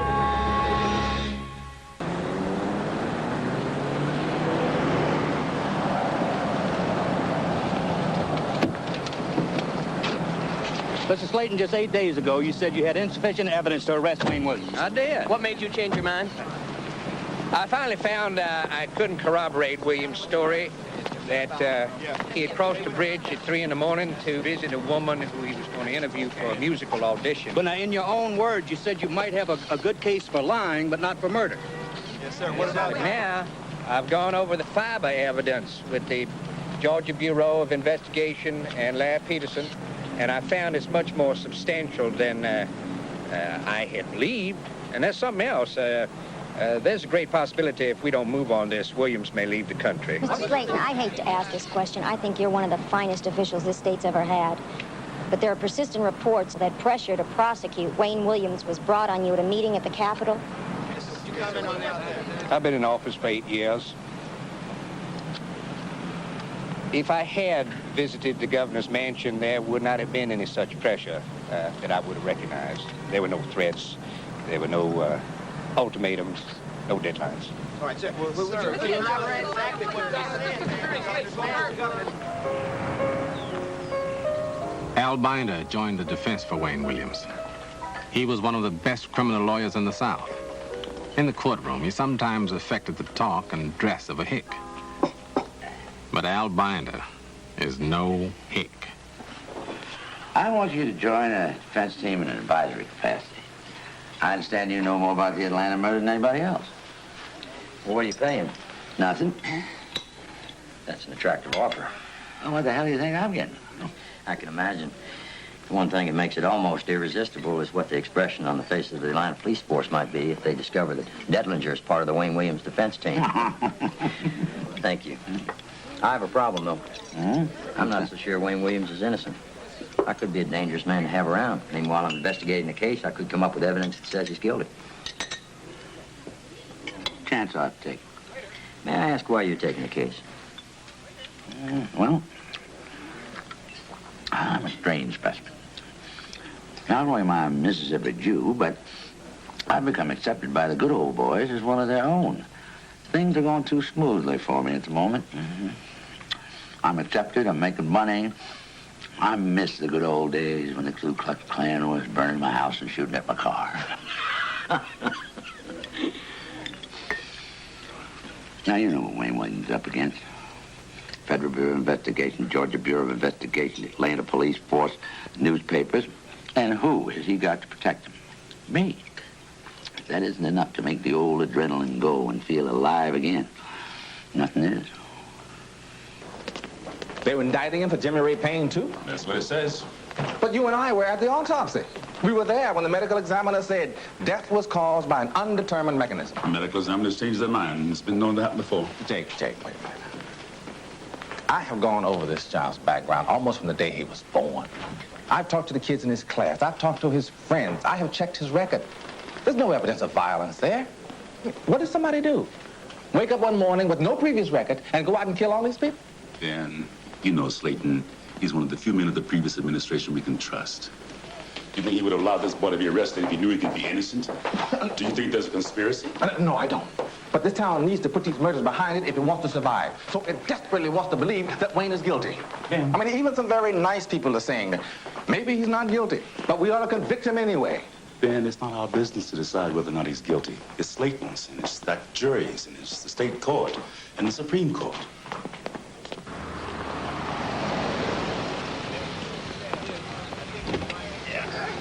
There you go. Keep change. The prosecution and defense teams in the Wayne Williams case interviewed nearly 900 prospective jurors. On January 5th, 1982, they finally agreed on the 12 people that would be acceptable. In the jury were 9 women and 3 men, 8 black and 4 white. The jury foreman was Sandra W. Laney, cable market planner for Western Electric. Diane E. Brennan, clerk for Kelly Services. Edward Durham, policeman from the Detroit area. Vicki Lambert, accounting clerk from Georgia Power. Lonnie Brown, long-haul truck driver. Ruby Head, seamstress. Dorothy Rucker, a worker at Grady Hospital. Walter Brown, Jr., research technician for State Transportation Department. Clarice Jones, manager for Southern Bell. Jolene Willingham, State Public Health Auditor.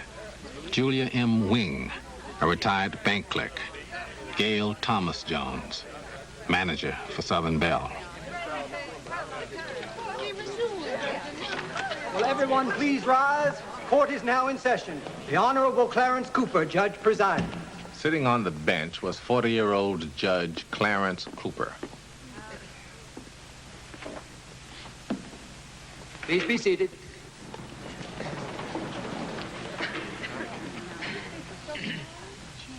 Slayton?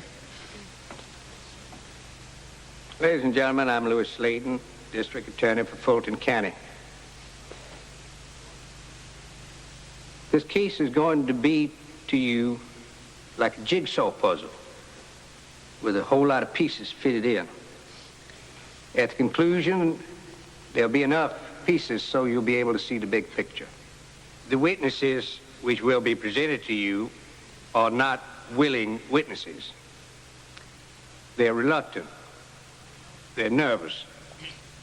They know that Mr. Binder here has a reputation for being an expert in cross-examination. And they know that whatever they testify to might be twisted around where it may seem like they're not too smart. But I want you to sit back and enjoy yourselves best you can. We'll try to make it interesting enough for you so that we'll keep you keenly alert throughout the whole trial. And at the conclusion, I believe you'll be satisfied with the result. Thank you.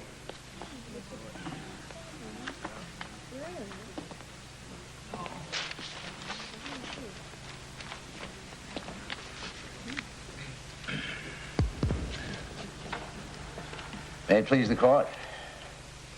Your Honor. Ladies and gentlemen of the jury, I was born in Mississippi, and I've been in this town only 9 days. And all the folks I met have been very kind and courteous to me. I was in awe last night about this trial. Before I went to sleep, I asked God's blessing on this court, guiding its orders, on y'all, on myself, to see that justice is done.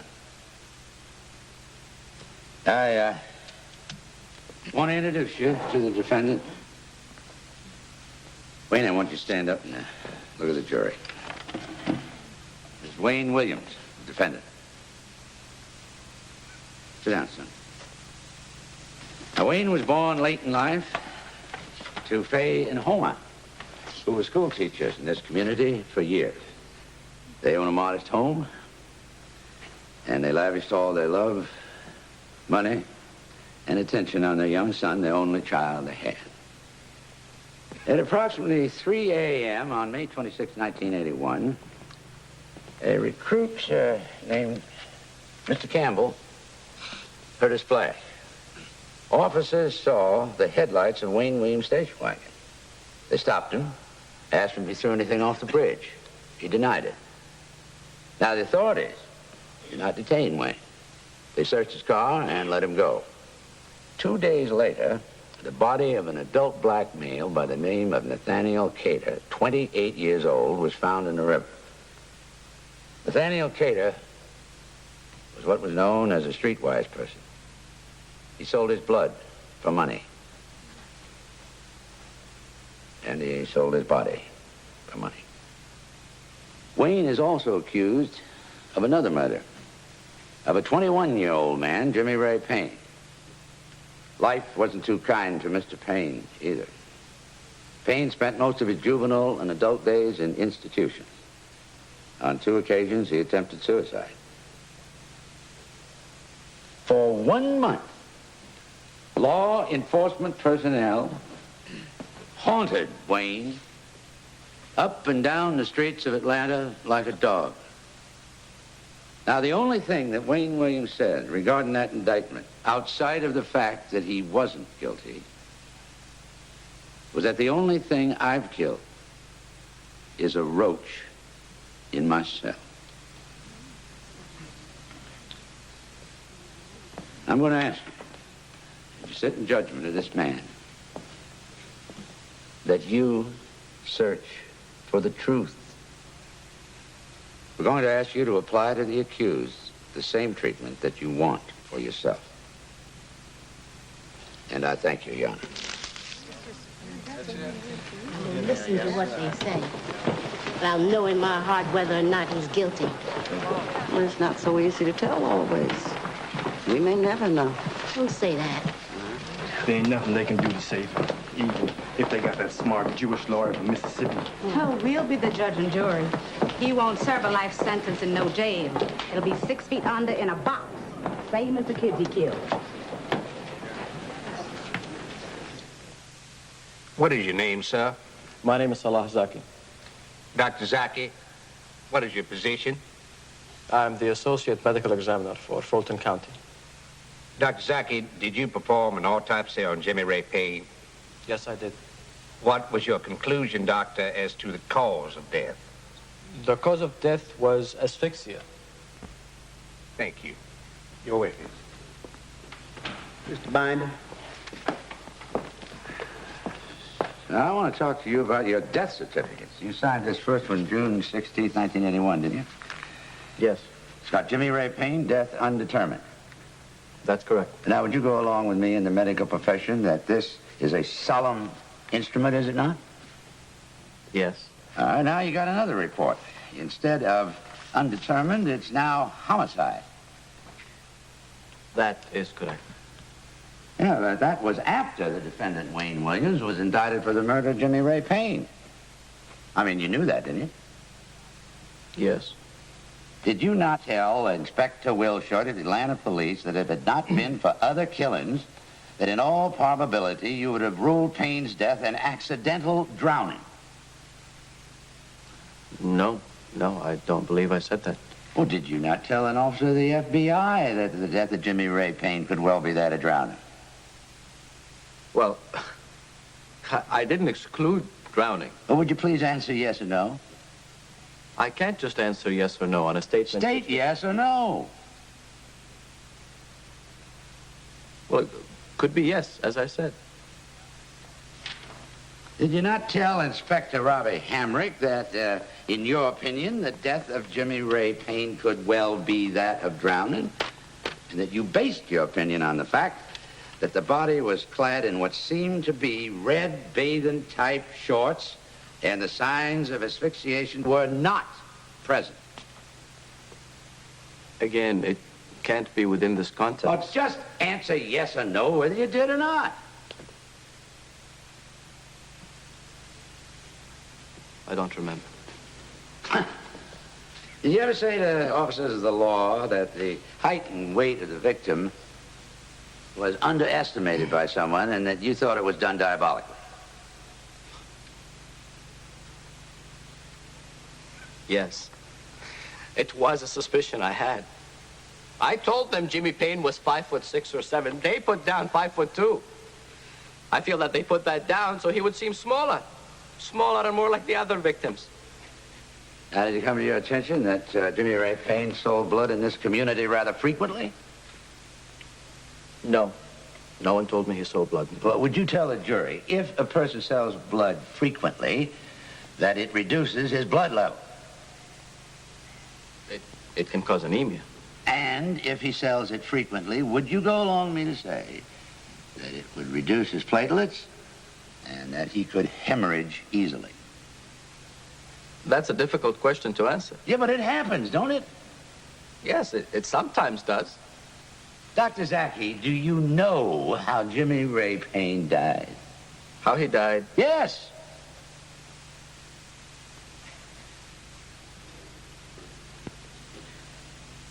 I have not been able to establish an exact mechanism for it. Thank you, Dr. Zaki.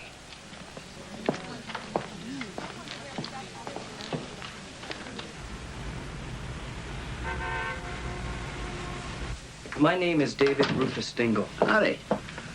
Hi, Chet Detlage. Hi. He's employed by the National Weather Service. He's a surface hydrologist. Would you tell Mr. Binder why you're here? I was called on to perform research specifically in relation to Jimmy Ray Payne. In what way? I made a study about the path of the body in the river and where it was found. Would you tell Mr. Binder what happened to your study? They changed it. Changed it? Jimmy Ray Payne was supposed to have been dropped off the right bank of the river and found on the left side.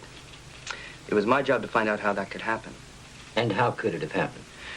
There are only two ways that an object can move from one side of the river to the other.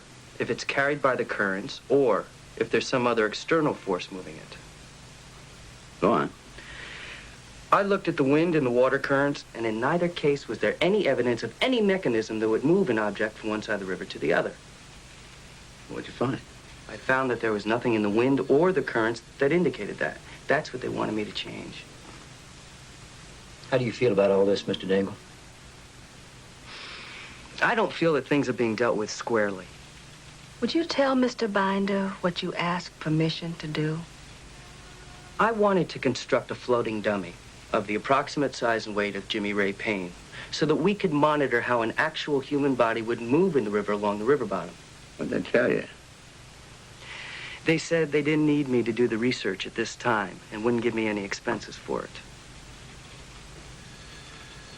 Supposing, we paid your expenses to make these tests.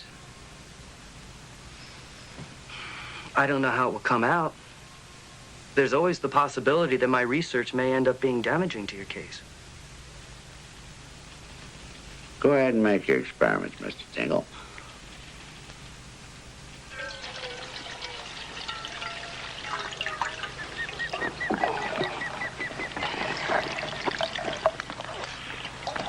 Now, you're sure this approximates Payne's body? Uh-huh. We're using the water for weight. I was very careful to make sure the specific gravities were the same. I call him Ferdinand. Where'd you get him? From the phys ed department at the local college. They use him for first aid.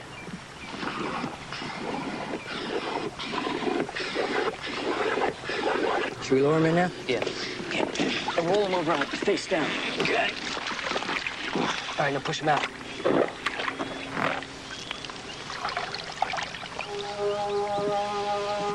The floating dummy was released at the same point below the bridge on the right-hand side where Wayne Williams was supposed to have thrown Jimmy Ray Payne's body. Dingle tracked it as it moved downstream with the current.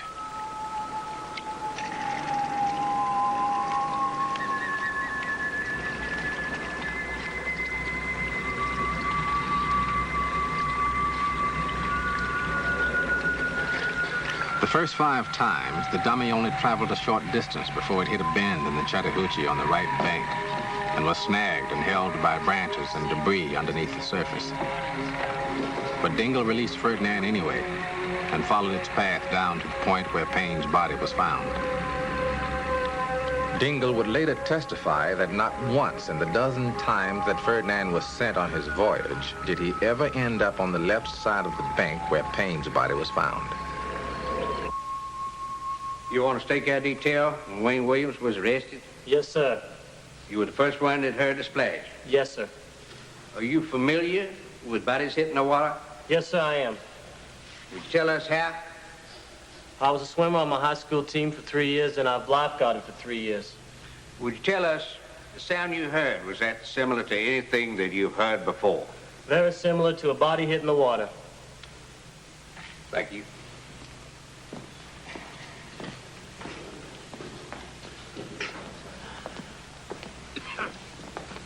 Now, would you agree with me that along about 3 o'clock in the morning, it gets pretty dark outside? Yes, sir. I remember I had a Boy Scout troop once. Did you ever Boy Scout? Yes, sir. We used to camp out a lot. Did you camp out a lot? Yes, sir. Yeah, when you wake up in the middle of the night, the slightest noise sounds loud, doesn't it? Yes, sir, when you wake up at night. Sure it does. Was it difficult for you to stay awake all the time? Frankly, I was totally uncomfortable down there with all the animals and the noises. I wasn't going to let any of them animals get to me. The first night I was there, a beaver got very close to me. Did it scare you? Oh, yes, sir, at the time. I didn't know it was a beaver. Yeah, you just don't like meeting them in the dark, do you? I didn't like meeting anything in the dark under that bridge. How many did you see? 30 to 50. Oh. Well, the beavers always stay on the land or they jump in the water now and then? Both. Now, you were up there on the bank and you heard a splash. Would you tell the court and the jury whether or not the moon was shining? Do you remember? At the time, I don't believe it was. Well, where was your flashlight? Next to me. Did you shine it on the water after you heard the splash? Yes. See anything? No. Now, when you joined the police force, didn't they tell you there were times when policemen risked their lives for citizens? I guess so. Yeah, you were a life guy. You have to take some tests. Did you qualify for that? Yes, sir. And they teach you how to save people from drowning, don't they? Yes, sir. And there are times when a man has got to take his life and expose it to danger, isn't there? Yes, sir. Now, tell this court and this jury. Did you dive in the water and try to save the body you heard fall in the water that night?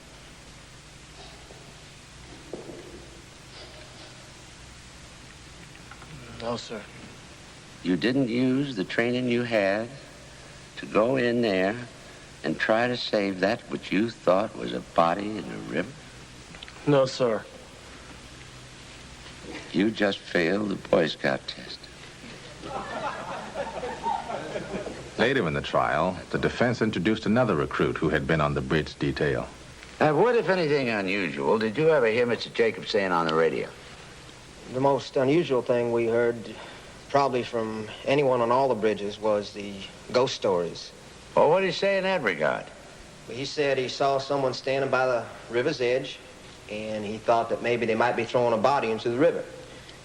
And a SWAT team was called in to investigate down into the woods, and they came back on the radio and said that he'd only seen a ghost. What sorts of noises do beavers make at night, if you know? Well, if light is shined on them or they're scared, they make this splashing noise with their tail on the water. What, if anything, did Mr. Campbell ever tell you concerning Mr. Jacobs' fear of the dark? Well, he said he was afraid to even go out into the woods to urinate by himself. Were you ever told, along with other recruits, that your status as a civilian employee rather than as a regular police officer might result in any kind of enrichment for you? Lieutenant Dick Weber told him, you guys know you'll be able to collect a reward, don't you? And Campbell turned around and said, that's okay, I'm going to split it with everybody. Under what circumstances was that information given to all the recruits? Because of the fact that the public was getting mad at the police department because they couldn't find the child murderer. Did you ever get assigned the job of going and collecting any type of animal here? Well, yes, sir. We were taken from the task force to go over to the Humane Society to check records for owners of specific types of dogs. What kind of dog hairs they told you to collect, Mr. Lawson? Siberian Husky, Afghan Hound, Russian Wolfhound, and Malamute. Did they ask you to get any German Shepherd hairs? No. Do you know the type of person with regards to size and physical prowess the task force was looking for?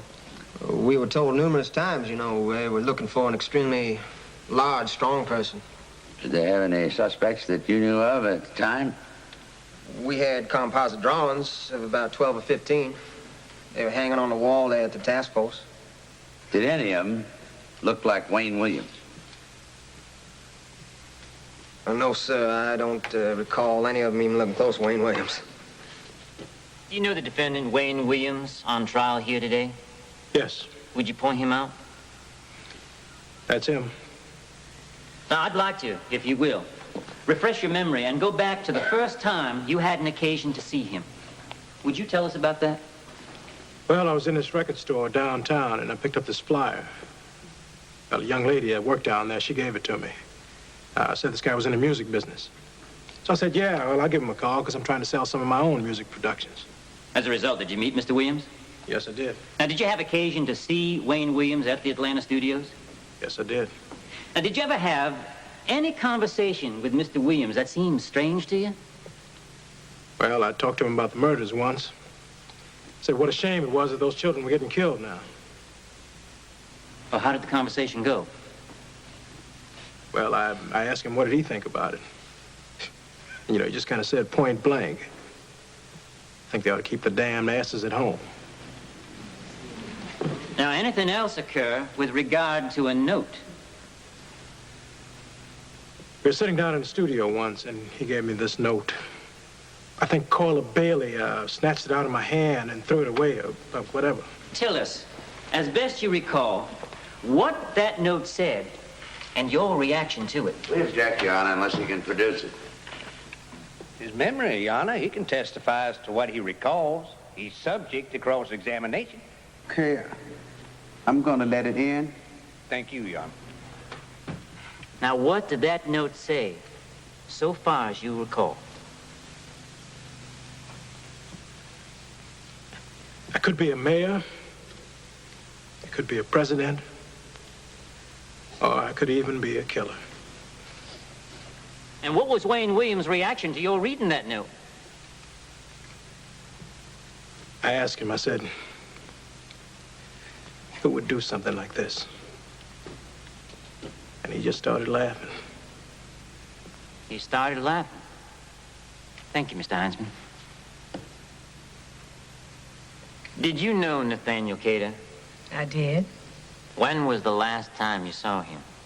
It was the Friday before he disappeared, May 15th. Would you tell us about that? I was headed for another neighbor's house, and I saw Nat sitting on a bench in the park with another fella. What was Nathaniel doing in that neighborhood? He lived with his mother and father, and they lived a few blocks away from the park. Was there anybody with Nathaniel that day? Yes, there was. I remember quite well. Why do you remember him? The reason I noticed him was that he was a well-dressed man, and I had never seen Nat sitting with a man that was dressed like that. Oh, what did he have on? Gray trousers and a gray long-sleeve shirt. Did you notice any animals around? There was a dog, a German Shepherd. Do you see the man in court that you saw on the park bench with Nathaniel Cater? Yes. Would you point him out? He's sitting between the lady and the man, right there, in the blue. He's with you.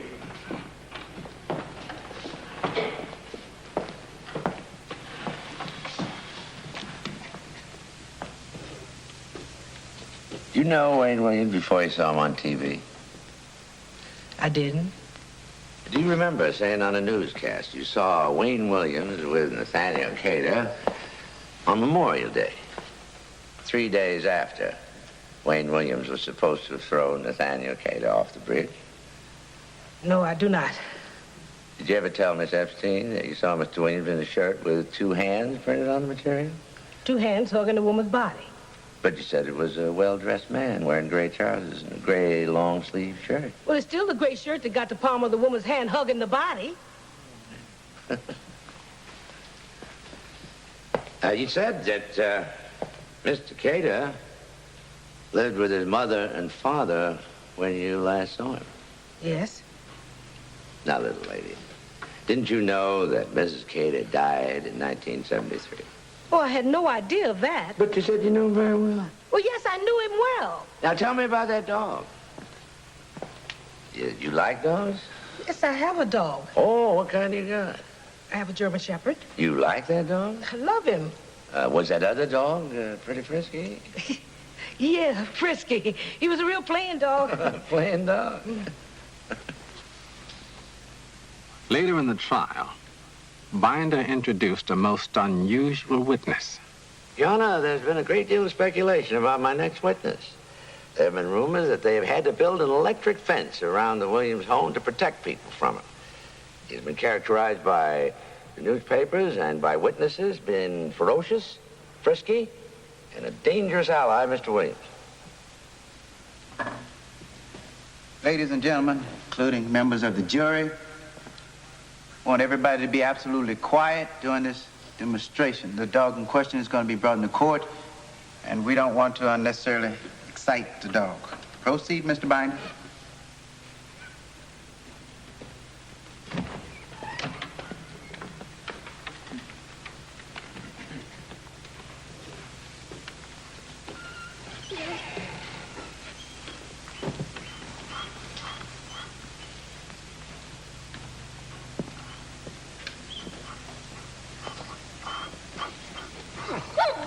Let the record reflect that the dog in question was brought into the courtroom.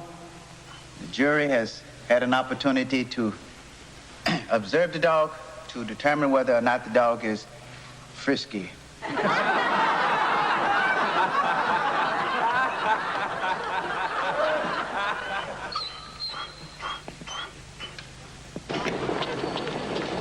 Mr. Slayton, how you think the trial's going? Well, how you think it's going? We tend to think that your apprehensions about Mr. Binder, that he might make your witnesses not too smart, is happening.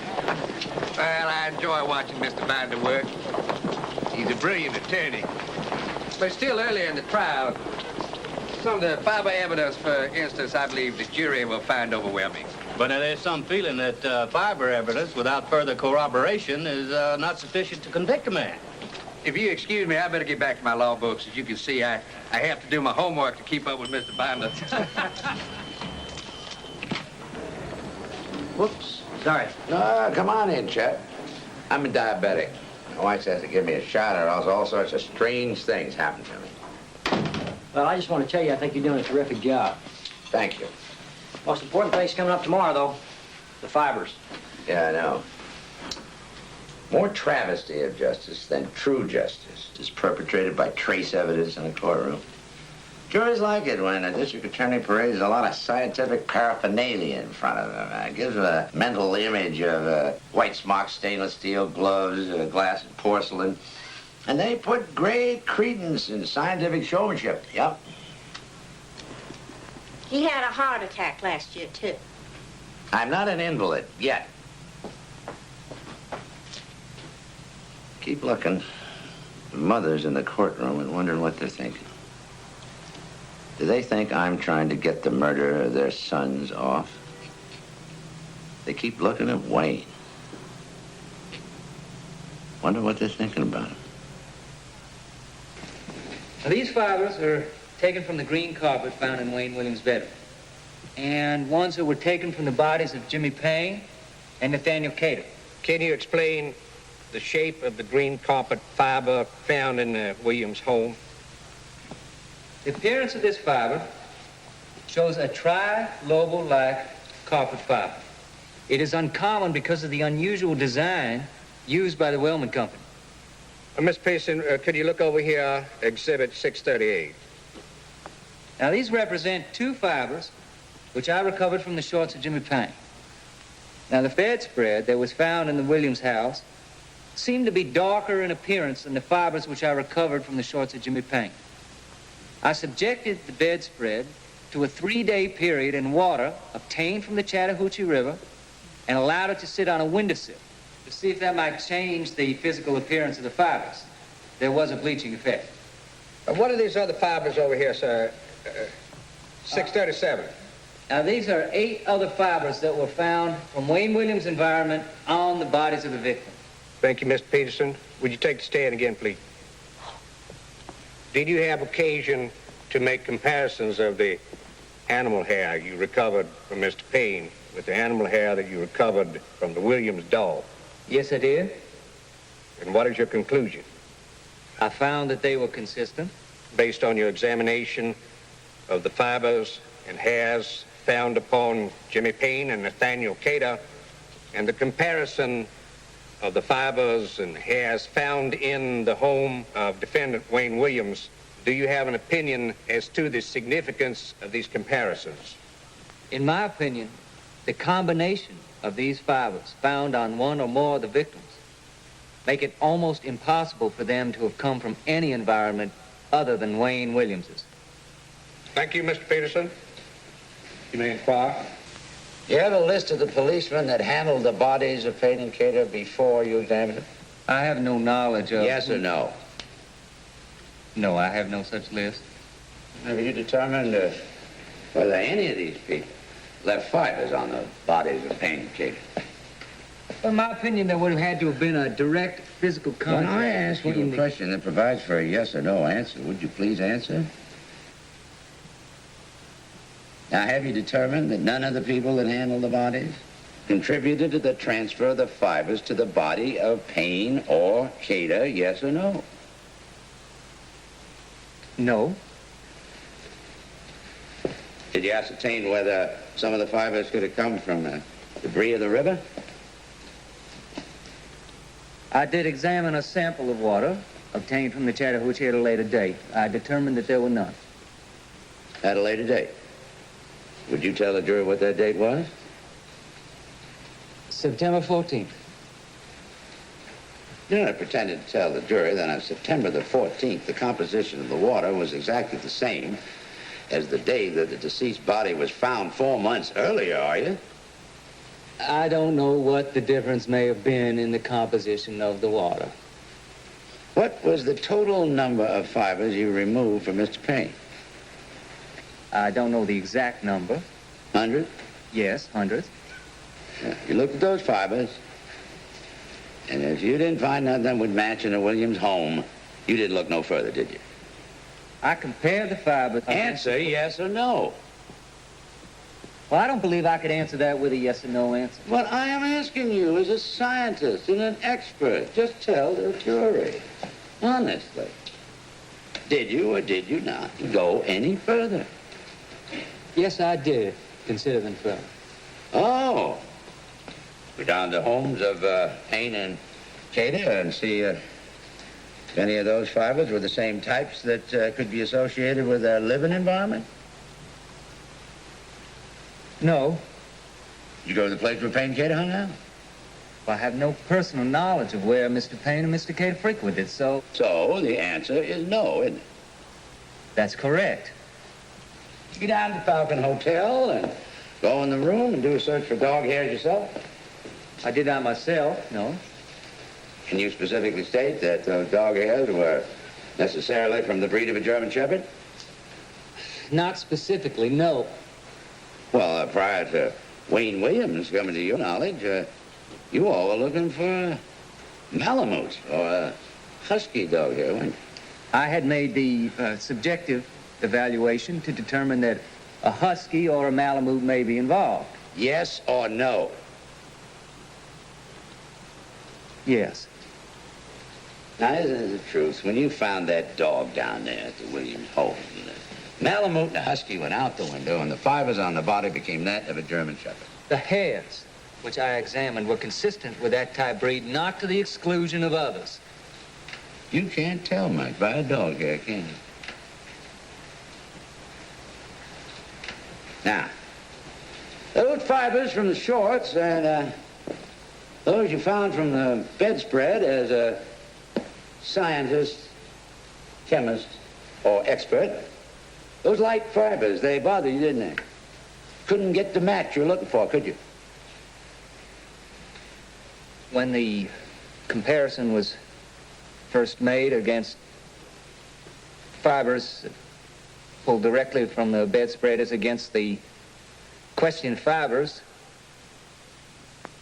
the difference was significant in my mind, yes. And you started experimenting, and you never could get it the right color, could you?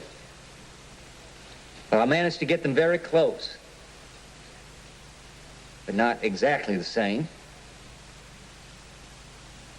The answer is no.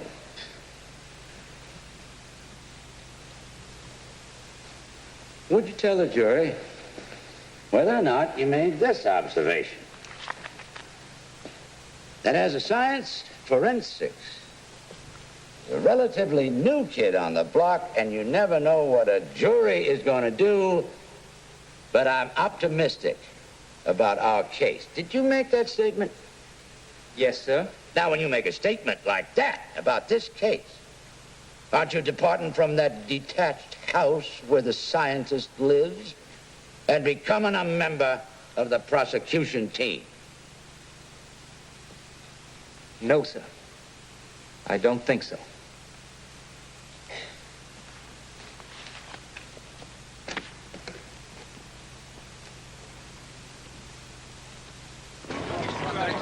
Hey, Dick, save me a plate. Al, I'm afraid that what we feared all along is going to happen. I have heard that they're going to try to introduce 10 other cases with a justification of pattern. Other cases now? Yes, ma'am. I guess they can see their case against Williams isn't entirely substantial. So they want to introduce other murders to the trial with a justification that there was similar pattern to those cases. What's that? Well, if you can say the kids were bludgeoned, strangled, suffocated, stabbed, left on land, in the water, in the front of buildings, and in the woods as a pattern, there's pattern. Your Honor, may I approach the bench at this time? Yes, you may. Thank you.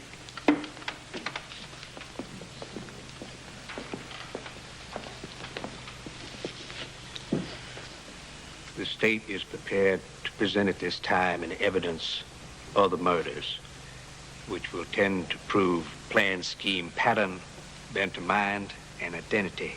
Your Honor,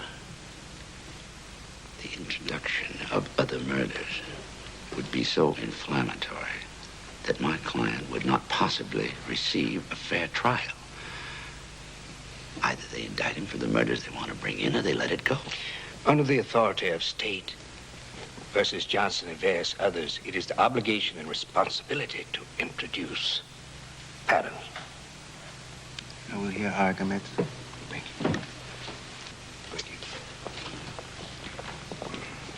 The jury may be excused.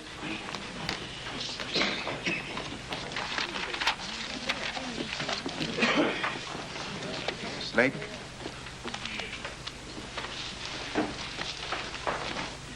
Thank you. The first case where there is a pattern is the case of Alfred Evans. We are dealing with a victim, black, male, comes from a situation of poverty, a broken home, a street hustler, vulnerable to being picked up. There's no evidence of forced abduction. There is a method of body disposal which is quite unique. People apparently are killed and then dumped. There are fibers from the bedspread of the defendant, carpet fibers, dog house, various other fibers. Next case, Eric Middlebrooks, street hustler. Again, disappears, and then he's found, dumped, laid out on his back. Pat Baltazar, again a street hustler. May it please the court, Your Honor. I don't think he should refer to these deceased as street hustlers. The only thing these poor children had in common was that they were poor. But if that is justification for pattern, in America, the courts would be filled with requests like this. Overruled. Proceed. Lou Begita, young, black, poor family, street hustler, strangled, and you could say the same thing in these 5 other cases. That's Charles Stevens, JoJo Bell, Larry Rogers, John Porter, William Barrett, all murdered in the same way, all vulnerable to being picked up. No forced abduction. Unusual method of disposing the body. Killed and dumped. As in many cases, there are fibers in which there is a match. Thank you. Mr. Binder? Your Honor. Your Honor, there is no pattern here. Pattern would lead you to believe they all died the same way, but they didn't. Asphyxiation. Strangulation by an object. You heard the doctor. Blunt trauma to the head, stab wounds. Where is the pattern? If there is a pattern, it is in the minds of those who indicted the defendant. Nowhere else. Slayton? Connections run through these cases unmistakably. A pattern is obvious that it has caught the attention of the entire Western world. Oh, the Western world is obsessed with child murders. But the fact is, my client is charged with killing one man of 21 and another of 28. Your Honor, the public confidence depends on facts in a courtroom being developed within the rules of evidence. It is imperative that evidence be excluded, which may unduly prejudice the defendant based on uncharged crimes. Court will take this matter under submission.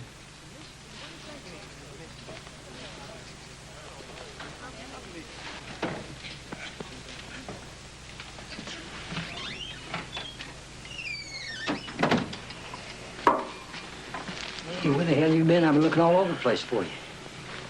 You all right? Chet, I'm whipped. They're gonna introduce pattern. I just heard. I really didn't believe they would. It wasn't enough. I had 2 murders against Wayne. I have so many documents and witnesses to interview that I haven't had time for. Now they want me to defend them against 10 more murders. Now, look, my friend, you've already had 1 heart attack 6 months ago. Let's put this out and get you upstairs. Yeah. You drink for this? Yeah. Okay, let's go. Shit, I'm tired. Say something nice to me. You want to hear something nice? Yeah.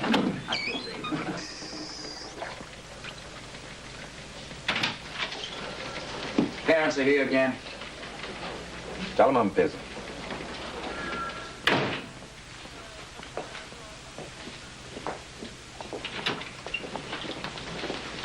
Why won't you see us, Ben? Did you hear him in the courtroom? Did you hear what they're saying? They're calling our kids street hustlers. Look, Yusuf was 9 years old when he died. What kind of street hustler comes from a 9-year-old child who was an honor student of his class? Who was only out after dark if he was doing some errand for some old person who couldn't get out of the store? When a white kid go out and earn $1 washing cars or running errands, that's just enterprise. But when one of our kids do the same thing, he ain't nothing but a low-down, dirty street hustler. Why do they have to lie about him? Look, people, you've come to the wrong place. Go to Slayton, go to Mayor Jackson, go to Lee Brown. I'm nothing here. I'm just an errand boy. They're the ones who run the city. If you've got a complaint, go to them. They won't talk to us. You know that. Every night I see my baby in my dreams. I had hoped that I would see some kind of meaning to their death, but there isn't going to be, is there? Look, I'm not God. I don't have a pipeline into Wayne Williams' mind. Do you care that much about that damn badge? How much do you need that money?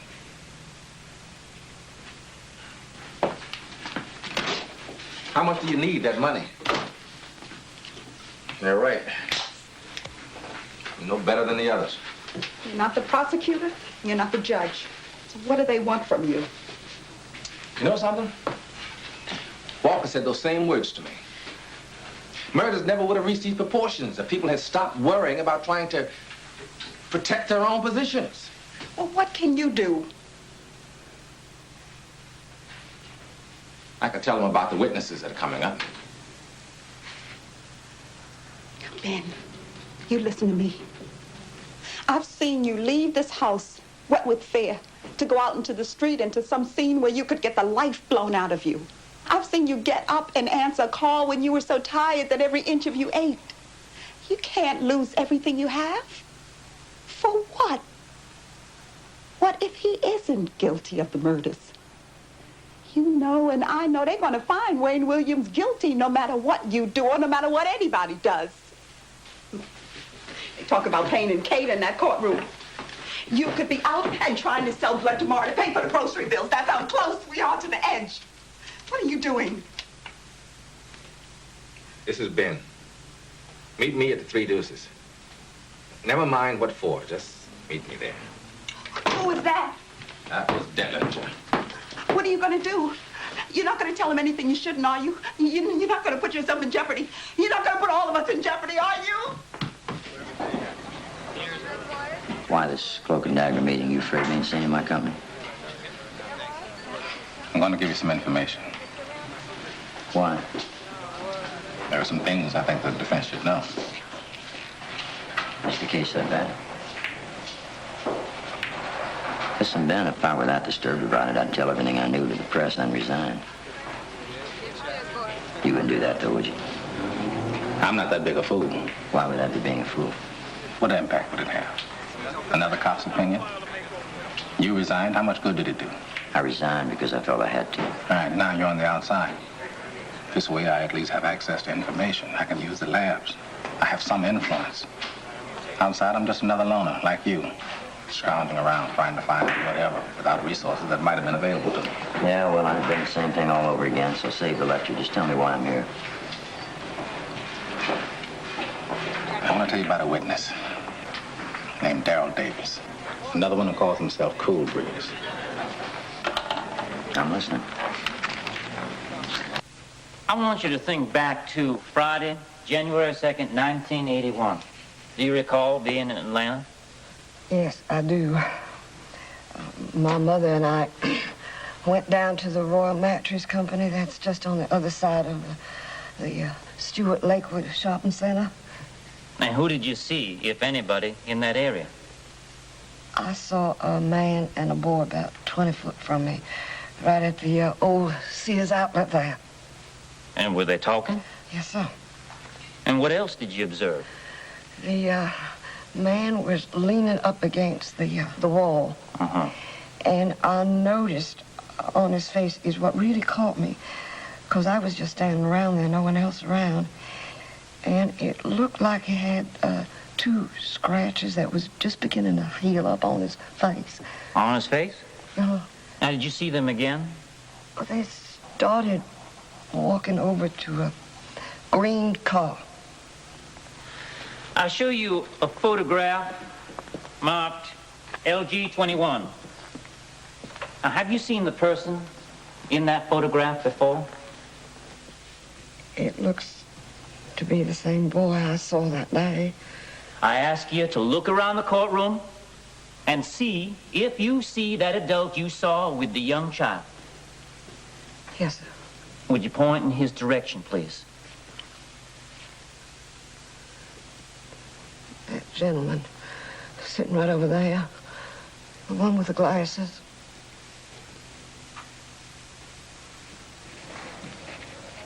All right, young man. You don't mind me calling you young man, do you? No. You're young, aren't you? How old are you? 15. Yeah. Let me ask you if you saw one of the Atlanta children that was murdered, Luby Gita, on the first weekend of January, 1981. Yes, sir. Did you see someone with him? Yes, sir. I seen Luby Gita get in the car with him. Are you referring to the defendant on trial over here? Yes, sir. Did you see this person later? Yes, sir. He asked me if I wanted a job. Then he asked me would I go with him. Did you do that? Yeah, I got in the car with him. He asked me if I had any money. I said, no, sir. Then he felt down my pocket. He wasn't really filling my pocket. He was filling me. Then he gave me $2, and he drove me down to Pickfair Street. What was around there? Woods, that's all. What happened then? Then he said he had to go to the trunk for something. So I jumped out and ran. This man that rode you out there and fondled you, as you indicated, and gave you $2. Is that the same man that you identified in court here, Wayne Williams? Yes, sir. Thank you. Mr. Binder?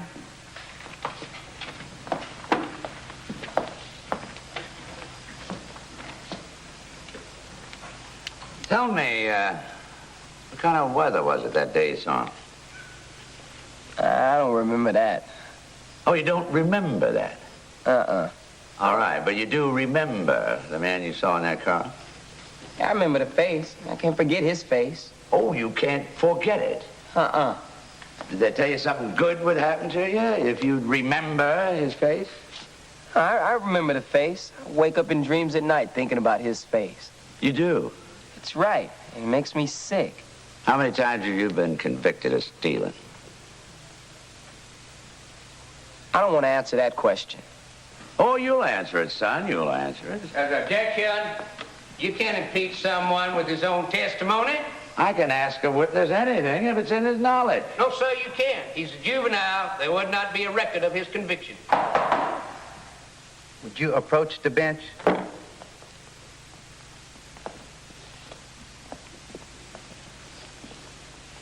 Honor, the prosecution is trying to paint this young man as a sweet little boy. Now, I want to say for the record that my investigation of the matter shows that this boy is a hoodlum, has been arrested over 10 times minimum, and he's constantly in trouble with the law. You have to have an actual conviction. He doesn't have a conviction, so he can't use it for impeachment. Your Honor, you shouldn't limit us to cross-examining this crucial witness. Let us know what he really is. The code rules that the board doesn't want to answer general questions about stealing. And that is interpreted by the code as his invocation of his right against self-incrimination. Objection sustained.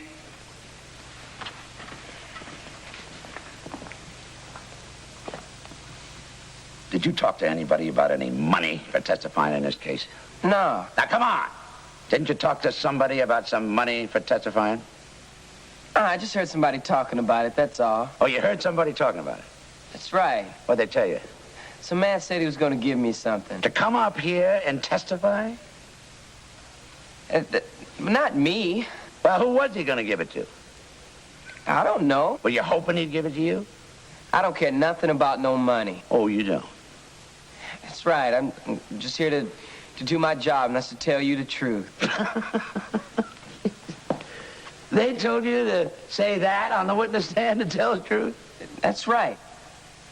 Now, did you tell Mr. Detlinger today, right outside this courtroom, that you didn't even know Wayne Williams? Huh? Don't you remember that? Uh-uh. And aren't you the young man that, when you first was interrogated about this, identified the men you saw with Luby Gita as being 6'2" and about 180 pounds? You don't remember that? No. That's all.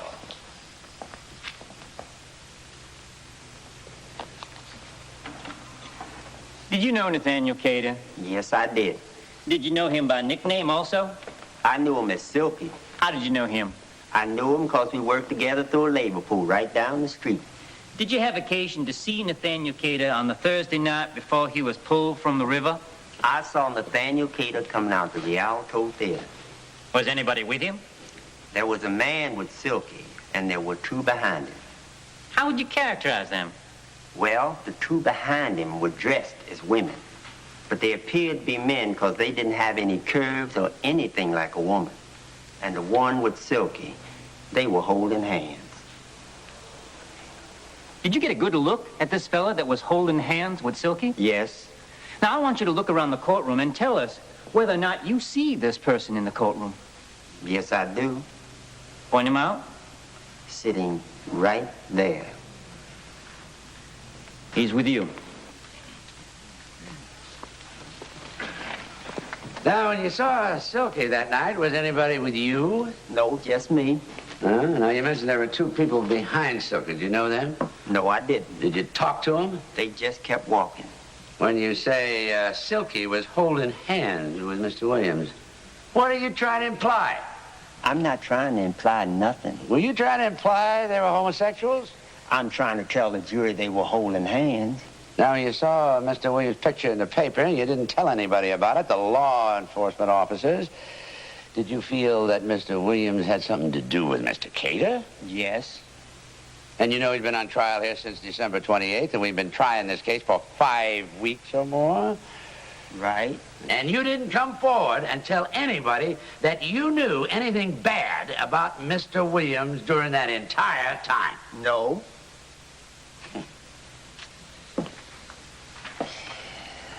Have you heard that there is a substantial reward involved in this case? I heard about it. And you wouldn't turn down any of that reward, would you? Beg your pardon? If they offer you money, you wouldn't turn it down. Would nobody turn down money? Are you the same Bobby Lee Henry that was arrested and convicted for larceny? Yes. Are you the same Bobby Lee Henry that was convicted for disturbing the public peace? Right. Are you the same Bobby Lee Henry that was arrested at East Point? Yes.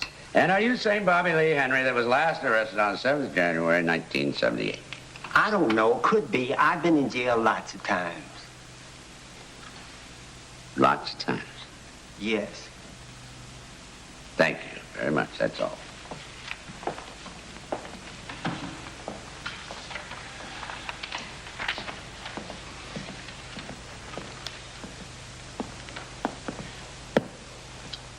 You didn't come forward about this, did you? No. Why not? I didn't want to get involved in it. And how is it you're down here today? The detective found me, you know. He subpoenaed me to be here. He asked me what I knew about it. I got it off my chest. I told. Thank you. Homosexuality became such an issue that later in the case, Binder felt compelled to elicit this testimony from a singer named Gwendolyn Marie Harden. You know the defendant, Wayne Williams? Yes, I do. Tell them how long you've known Wayne Williams. About 11 years. Can you tell me whether he was serious about his music business? Oh, he was very serious. Little lady, I don't want to be personal with you, but I have to be. Tell this jury whether or not you and Wayne Williams were close friends, romantically inclined, or whatever. All of them. Did he ever kiss you? Yes, he did. Would you tell the jury whether you had affection for him? Yes, I did. Have you ever been intimate with him? Have you had sex with him? Yes, I did. Thank you. Would you give us your name, please? Gilbert Bain. Mr. Bainham, did you know Larry Rogers? Yes. Where was the last time you saw him? He was at George's food service. And what happened? Well, Larry came up to me and he said, Breeze, that's my nickname, Cool Breeze. He said, I want to join. said, me and my buddy over there, you know. Did you see his friend? His friend was sitting in the car. He said, that's my buddy. I said, man, you ain't trying to bust me, is you? He said, no. So I said, okay, come on. You don't want number one joint? You see, I don't call it a joint, I call it herb. So he got out the dollar. I said, come on. I took him. And we went to the white folks, and the white folks gave him the joint. Now, do you see the person in the courtroom that you saw with Larry Rogers? That gentleman right over there. Your witness. You say your name is Cool Breeze? That's what they call me. When you saw the man you say you saw, what kind of car was he in? It was a Nova Firebird or something. What color was it? A two-tone color. Could it have been black on top and red on the bottom? Can't say. Was it green? It might have been. Could have been green. Could it have been red? Yeah. Could have been red. Might have been either one of those two colors. Is them the ones you choose? I don't know. I'll just take any version I want to. Yeah, you the man. I'm just here talking to you. Now, when you saw Wayne with Larry Rogers, and then they announced that Larry Rogers was dead, you didn't tell anyone, did you? I didn't come forward because I didn't think that they would believe me. See, I had done some crimes before. Did you tell this jury what kind of crimes you were convicted for? Gambling. I see. What else? Driving without a license. All right, what else? Drugs. Did you ever serve any time? A few times. Were you ever in a hospital? I had to go to one once to kick. Kick? You know, to kick the habit. Oh, to get rid of your habit. Right. I see. Were you on something stronger than marijuana then? Yep. What were you doing? Were you shooting speed or something? Nope. Well, what was it? Boy. Heroin? That's it. You smoke a joint now? Yeah. Sure you do. Like smoke dope makes you feel good, doesn't it? Hey, it's better than worrying. Well, sure it is. Smoke any before you came up here today? A little bit? I had a coffee and herb. Had a little coffee, had a little herb. Right on. Oh, yeah. Had old herb, you put it in your mouth and took a puff and it made you feel good, didn't it? I wish I had 2,700,000 of them.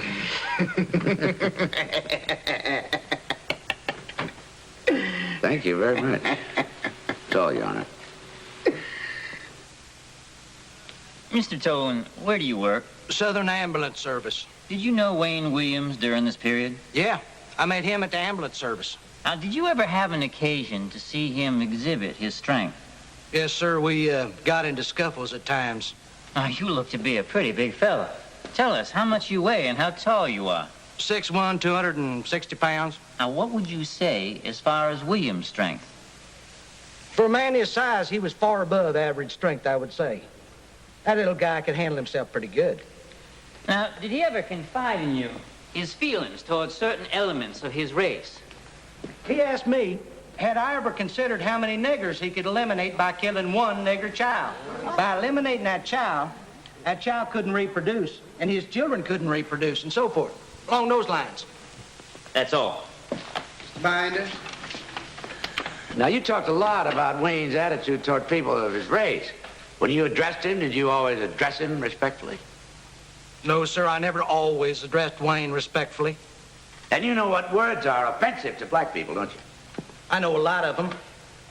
Let the record reflect that you are a member of the Caucasian or white race, aren't you? I appear to be, yes, sir. You remember ever being in his house? Yes, sir. You remember picking him up in front of his mother in a bear hug and holding him tight? I'm not going to deny it, but I don't remember. That's in the fact that you shamed him in front of his mother, and he couldn't get away from you, and you was holding him in a bear hug right there in front of his own mother. I don't remember it. Are you, in your size and the state of your strength, are you afraid of Wayne Williams? I'm not afraid of anybody. No, sir, I'm not afraid of Wayne Williams either. You know he's no match for you in strength. Now, isn't that the truth? I personally don't think he could be, no, sir. Now, were you and Wayne Williams good friends on one occasion? Yes, we were. Now, can you tell me, from having seen him on numerous occasions and talking to him, if he had any particular hatred toward any particular segment of his race? Just the poor kids. Did you have an occasion to discuss this with Wayne about his picking on kids when you passed some on the street? Yes. Tell us about that conversation. We were passing by some kids on the street who were up very late, and he said something to them. And I asked him, what in the world is wrong with you? He said, they need to be off the street. So I said, I know you don't like kids like that, but one day you're going to keep messing with these children and they're going to jump on you and beat you up. His reply was, they could not beat me up because I could knock them out. Now, did he indicate how he could knock them out? He said all you need to do is just take some part of your neck and press against it, and a person could be knocked out within seconds. Now, did he put his hand to his throat like you did just now? Yes. Now, I want to go back to the so-called bridge incident. Did Wayne come and see you? Yes. What happened? I said, Wayne, I go along with anything else, but just give me a reason why you be on the bridge. He said, don't worry about it, because he was going to sue. He was going to sue the news media and stuff, and he'd get money.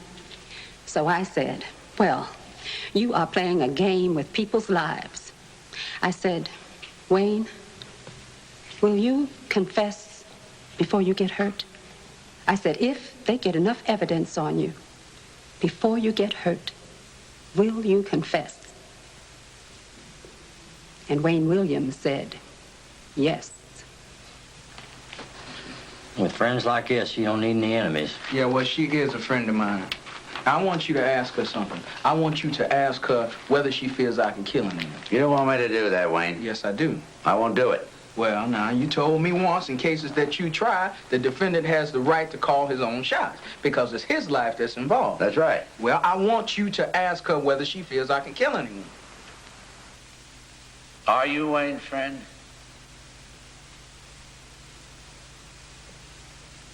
I like Wayne. When Wayne Williams was discovered at the bridge and then arrested, your friendship for him sort of passed away, didn't it? No. You really became ashamed that you even knew him, didn't you? No. It's just that I don't think the people understand that Wayne is weird, and he has a split personality. I think he needs help.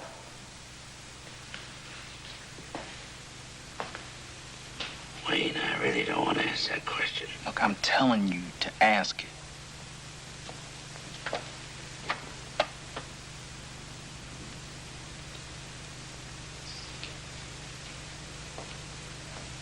Are you trying to intimate to this jury that you think Wayne Williams killed somebody? Is that what you're trying to tell this jury? Do you actually want me to say? Do you know he's killed somebody? You know I don't. Thank you.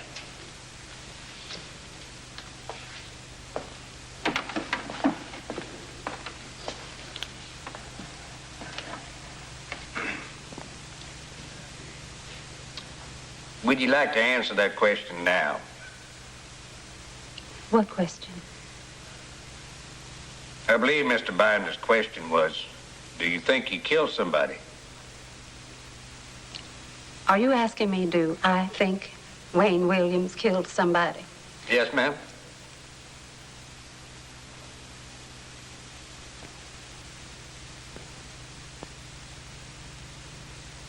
Yes. I do. I really feel that Wayne Williams killed somebody. And I'm sorry.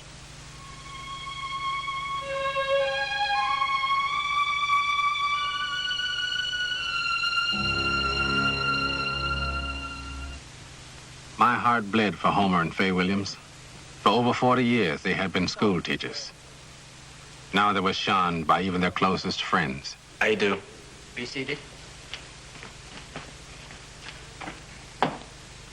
Mr. Williams, what kind of interest did Wayne develop when he was 12 or 14 years old?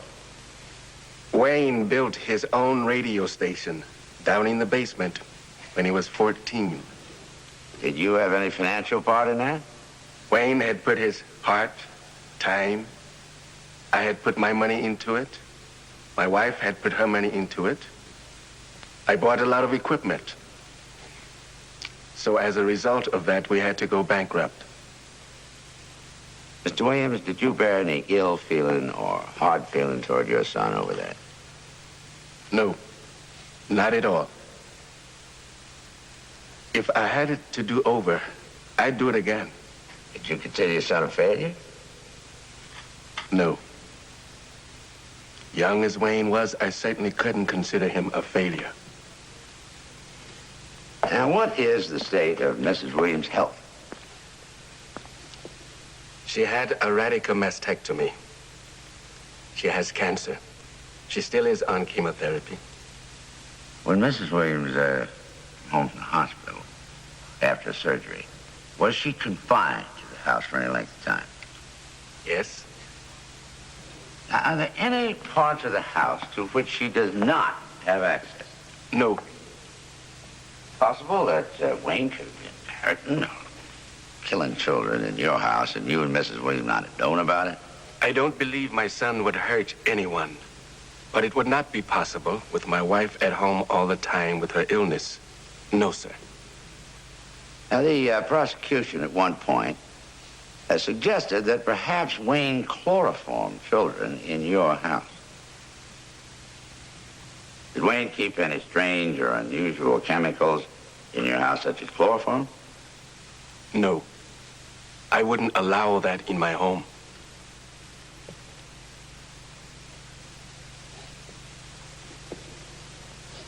I was a teacher in the Atlanta public school system. Would you be kind enough to tell us how many years did you teach in this city? 32 years. Would it embarrass you to tell the jury how old you were when Wayne was born? 41. Now, when Wayne was born, would you tell a jury whether or not he was a planned child? He wasn't planned. He was our miracle child. Now, tell the jury, what did you understand your son was going to do in the music business? Well, he wanted to work with young people because the black music field was playing out, and he felt like that new talent needed to be introduced. Now, in those telephone calls you took, would there always be calls from young men, or were there any calls from women? I took calls from young, old, boys, girls, black and white, inquiring about his group. Did they ever leave their telephone numbers if Wayne wasn't there? I remember a young lady calling, wanting to set up an appointment to have an audition. You remember her name? Cheryl Johnson. The woman my son went looking for the night they say that he threw a body into the water. Did she give you her telephone number? Yes, she did. And I wrote it down on a piece of paper and gave it to Wayne. Was Wayne a problem child in any way? No. Have you ever witnessed your son commit any type of violent act whatsoever? Never. Now, you've heard the names of Nathaniel Cater and Jimmy Ray Payne that your son is charged with murder. Have you ever seen or heard the names of those individuals regarding your son? No, I have not. And may I say something to add to that, if it's permissible? Yes, ma'am. Having worked in this community for about 32 years, I am a lover of children. I was very grieved for their parents. It hurt me just like it hurt other people. But deep down in my heart, I don't think those children were killed by any young person. So,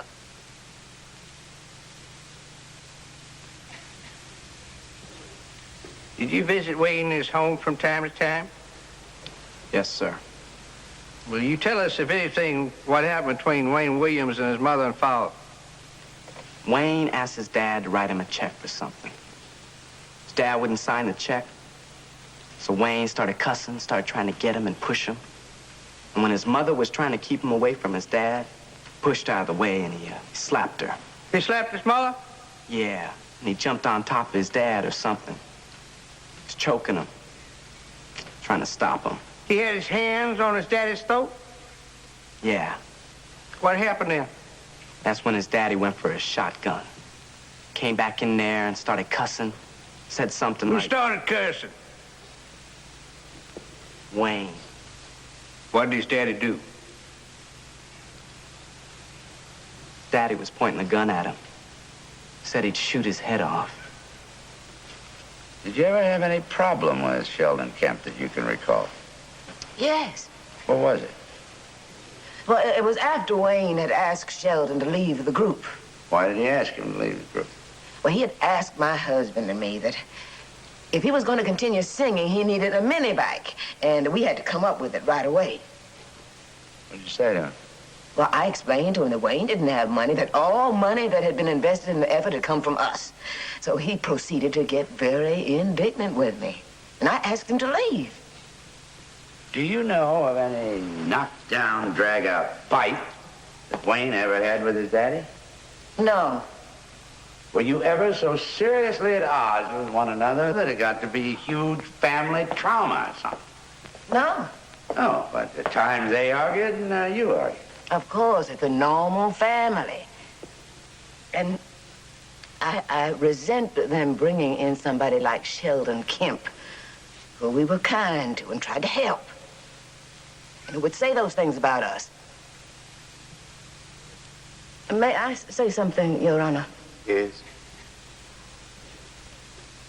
Now, I want to tell you what you have accomplished and what you have not accomplished. Wayne's character has been dragged through the mud. My husband's character has been dragged through the mud. Mine has been dragged. In fact, they have ruined the Williams family, and they continue to lie and lie, but they have not produced evidence that my son is a killer.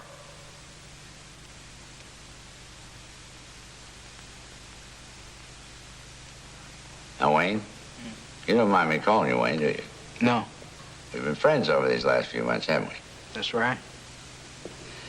I want you to speak out because this is your day in court. I want the jury to hear you. I'm scared. Now, somewhere or another during this trial, it's dawned on you that they have tried to depict you as a person who doesn't like poor people. You got that, didn't you? Yeah, I heard that. Now, Wayne, look at the jury and tell me, do you have anything in your heart against poor people? Look, I'm poor myself. I didn't even have enough money to pay you. Look at the jury and tell me whether or not you are a homosexual or have any sexual hang-ups. Now, there ain't no way that I'm no homosexual. No, All right. Now, I mean, I put it like this. I don't have no grudge against them. I mean, just as long as they keep their hands to themselves and stay away from me, I'm all right. Hey, but just don't come near me. All right. Now, the boy was up here and testified that you was feeling it. Yeah, well, he's a barefaced liar. And there was someone come up here and said they saw you and Mr. Cater holding hands downtown just shortly before he died. Now, I ain't been holding hands with no man. You realize that you were charged with the murder of two individuals, Mr. Cater and Mr. Payne? Yes, I do. Now, tell the jury, Wayne, did you ever know either of these two men? I don't know them, and I have never seen them in my life. Have you ever taken your hands and put them around anybody's neck and choked them to death? Never. Have you ever taken a knife in your hand and put that knife into somebody else's body? No. Have you ever taken a rope and put that rope around somebody's neck and squeezed him to death? No, sir. Do you know the deceased Master Jojo Bell? No. Do you know Patrick Baltazar? No, I didn't. If I went down the list of every young person of the 10 patterns the judge let in, including Nathaniel Cater and Mr. Payne, would your answer be the same? Look, I haven't killed anybody. Now, Wayne, before I turn you over to the prosecution for cross-examination, is there anything I haven't asked you that you want to say to this jury? Look, I know that I have not done anything wrong. That's all.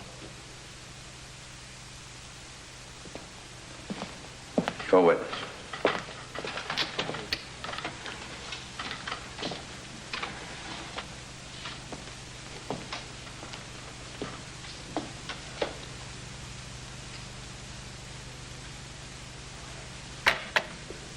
Why did you select the name Gemini for your group?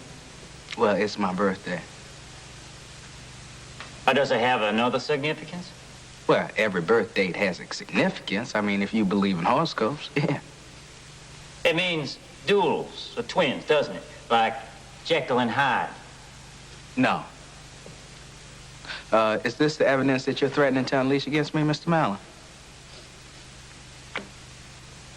Now, Mr. Henry testified that he saw you holding hands with Nathaniel Cater. You have any idea why he would come in here and lie about that? Well, in the first place, he ain't see me holding hands with no man, mister. Because I done told you I don't hold hands with no man nowhere. Why did you do it then? With the reward as high as it is in this case, I'd probably get out there and lie myself. You ever threatened your father with violence? No. You never assaulted him, choked him? As big as my daddy is, no.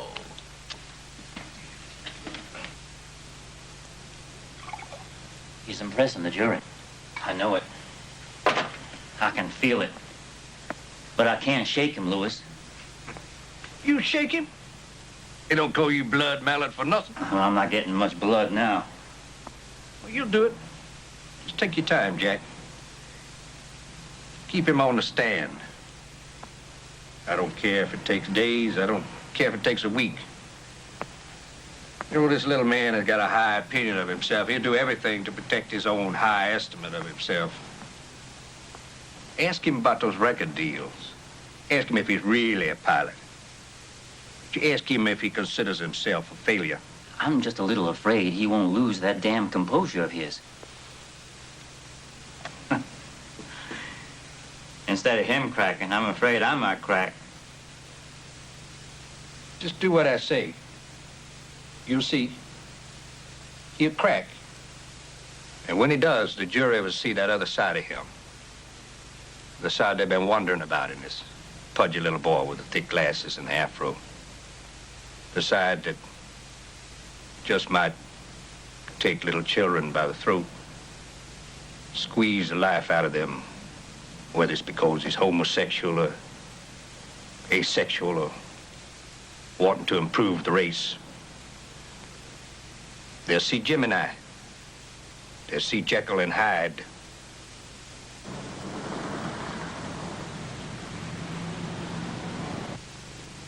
How do you think it went? I think it went fine. Wait, now you sound like you don't think it went fine. No, you did very well. But you were fine. You were articulate. You even had a sense of humor. But what's missing is... What, man? What? Well, I know if I were on that stand for my life, and they were concocting lies about me killing 29 people, I don't think I'd be able to have the composure you have, the coolness you have, indignation, anger. That's what's missing. Well, what do you want me to do, huh? Mallard is a cool one. He's after your jugular every minute. Mm-hmm. Nobody expects you to be a saint. Look, I've been feeling a lot of things, man. Hey, I just didn't know whether or not I should express them. Express them. I want him to see a real human being up there. I want him to see the real Wayne Williams.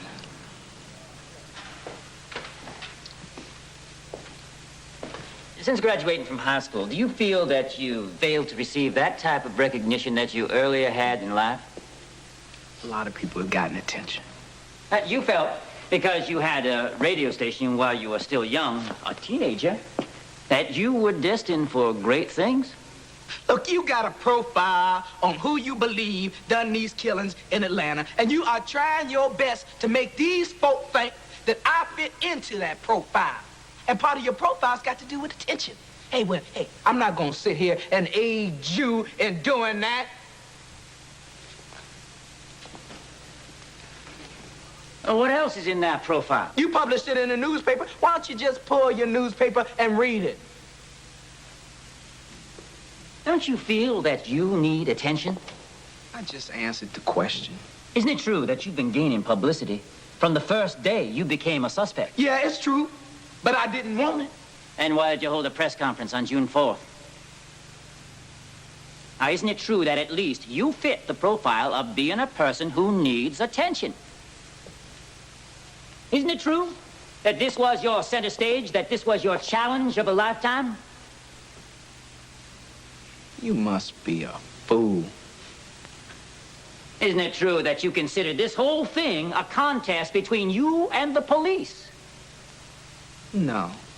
Mr. Williams, were you playing cat and mouse with the police? Look, I don't have any intention of playing cat and mouse with anybody. You have harassed me, you have harassed my parents, my friends, and everybody else trying to put your little 2 bits worth of mess together. In fact, in your news conference, you bragged about it, didn't you? The point was, it was the sloppiest surveillance that there ever was. I mean, even a 2-year-old child could have made them. You were proud of that, weren't you? No, I wasn't. As a matter of fact, hey, it makes you all look stupid, not me. In your news conference, you said, I made them probably in the first hour or 2. Did you say that? I certainly did. You were proud of that, weren't you? No, I wasn't. Do you remember the question asked you? You tend to laugh when you talk about the police. Do you remember that? I sure did laugh at him. Yes, sir. And you replied, I would say, if I had to make comparison, I would compare the FBI to the Keystone Cops and the Atlanta Police to Car 54. Where are you? I sure did, and I will say it again today. Now, there are witnesses who have testified that they've seen scratches on the top of your arms and your face. Yeah, well, I challenge you to find those scratches. My question is, did any of these victims scratch you while you were choking the life out of them? No. Isn't it true that while you were choking them to death with their last breath, they were scratching your arms? No! Did you experience any panic at any point? Doing what? At any point during the time you were killing these victims? So I haven't killed anybody! You killed them! Isn't that true? I'm telling you what happened. I'm not lying about knowing any of these victims. I feel just as sorry for them and their families as anybody else in this world. I didn't want to see this happen. As a matter of fact, hey, I'm 23 years old. Who knows? I might have ended up one of those 10 persons out there. That's all. Thank you.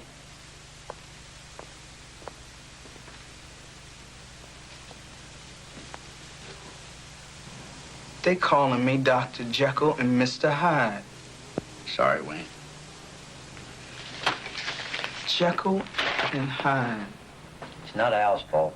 He didn't tell you to call Mallard a fool. No, at first I was too cool. And nobody could be that cool. The next time you have a client who's on trial for his life, Mr. Binder, don't tell him to show his real feelings.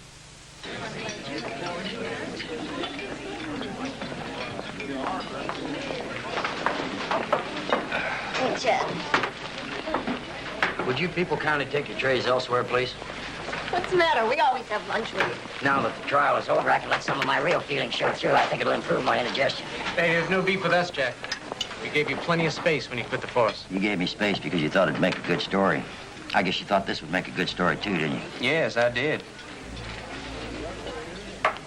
Funny, I didn't see it like that. Maybe you and I went to 2 different trials. What'd you see?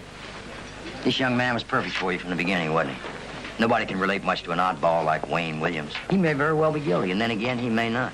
I'm saying I don't honestly know. I've been a cop for 18 years, and I've helped put people behind bars for the rest of their life, and I still don't know if they're guilty for sure. But you people never bother to entertain doubts like that, do you? Come on, he's guilty as hell. You're so sure of that? Of course I am. What was the motive? What was the motive, Jerry? Come on, you're so damn sure of yourself. What was it? He found fame at 14. From then on, his life was downhill. He needed attention. Downhill? He was 21 when the murder started. You trying to tell me his life was downhill at 21? What the hell were you doing at 21? He was a homosexual. He used those kids. Nobody ever proved he was a homosexual. And even if he was, and he did use them, why would he kill them? No, I think it's just the opposite. I think he hated homosexuals, and he was punishing them because he was afraid of the homosexuality in himself. He was washed up at 21. He was a homosexual. He hated homosexuals. He killed to improve his race. Boy, there's something there for everyone, isn't there? What are you so angry about? There were things to write about in this case. I mean, really important things. Like the lack of attention given to homicides of poor minority kids. Like the use of pattern. Like the use of the fibers and whether it really is substantial when there is no supporting evidence. Things that could affect the judicial system for years to come. But none of these things will be dealt with, will they? No. Because the rest of the world thinks you people know what the hell you're writing about. And that this was the case of the black, mad, homosexual killer with elements of the appeal of every prejudice, superstition, and hang-up in our contemporary society. I don't know whether you people are unimaginative, uninformed, or just plain stupid.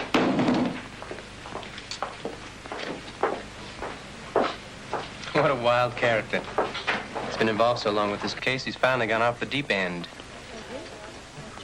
I don't know. I'm not very proud of the way we covered this case. Are you? I told Wayne Williams to get on that witness stand, and it was his day in court, and to say it like it is. Now, Mr. Slayton don't like the way old Wayne talked to you. Blame me. Because I told Wayne Williams he is as good as anybody. Now, they are talking 12 murders and inferring 29, and what have they got to offer? Gossip, innuendo, sneers. Your mama cooks for you, doesn't she? As if something's wrong with that. You know all about the streets of Atlanta, don't you? Well, of course he does. He lives here. He was raised here. Haven't made much money yet, have you? I'm 23 years old and you're still living at home. Listen, folks. If that makes a man guilty of murder, then I'm guilty of murder because I lived with my mama and daddy till I was 25. The prosecution then said, well, we'll call him a homosexual. Prosecution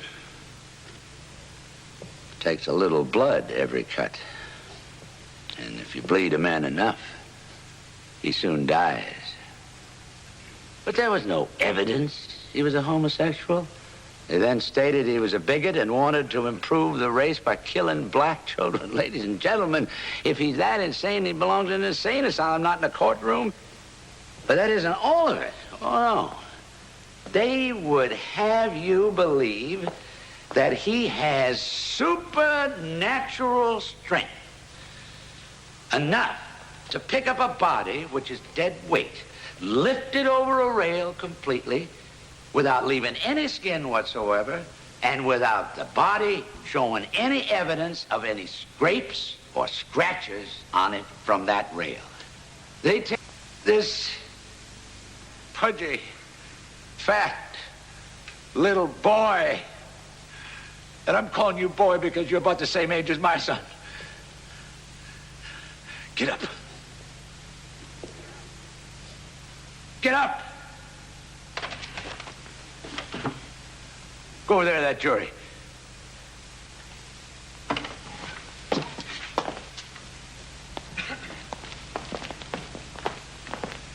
If you think this is strength, put out your hands. Let them feel them. Feel his hands. Go ahead, feel the palms. But look at them. Touch them.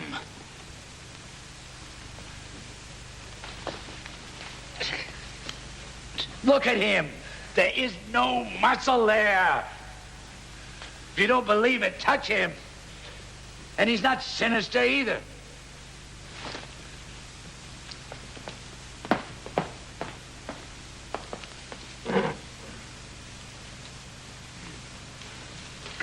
Do you realize that not one mother of any deceased child has testified against this defendant?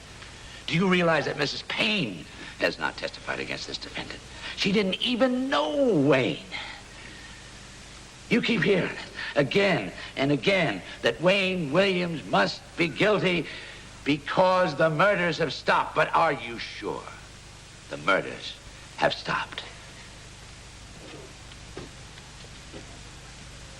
We have requested the full facts, but we have been denied the full facts. We know that little black girls are still being murdered.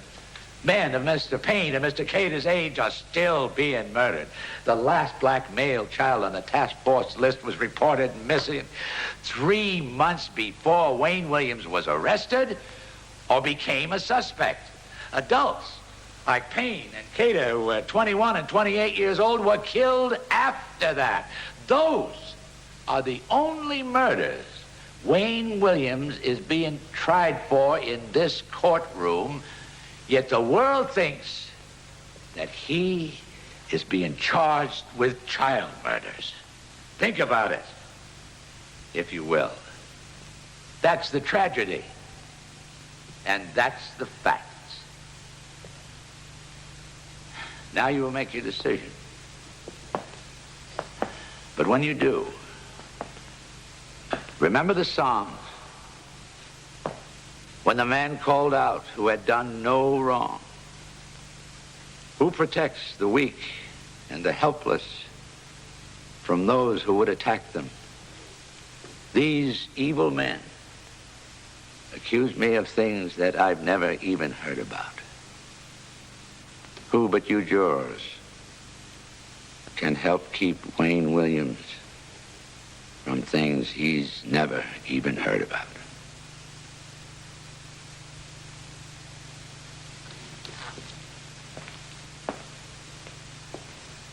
I told you from the beginning that this case was not going to be presented for the gallery, but for you, the chosen citizens of our community. It was sort of like we were making you investigators, where you could see the evidence pile up in a logical order and make your own mind up. Let's look at this defendant here. First day on cross-examination, he was an intelligent, calm, cool, deliberate witness. Then what happened on the second morning? He was a completely different person. He showed a contempt for everyone.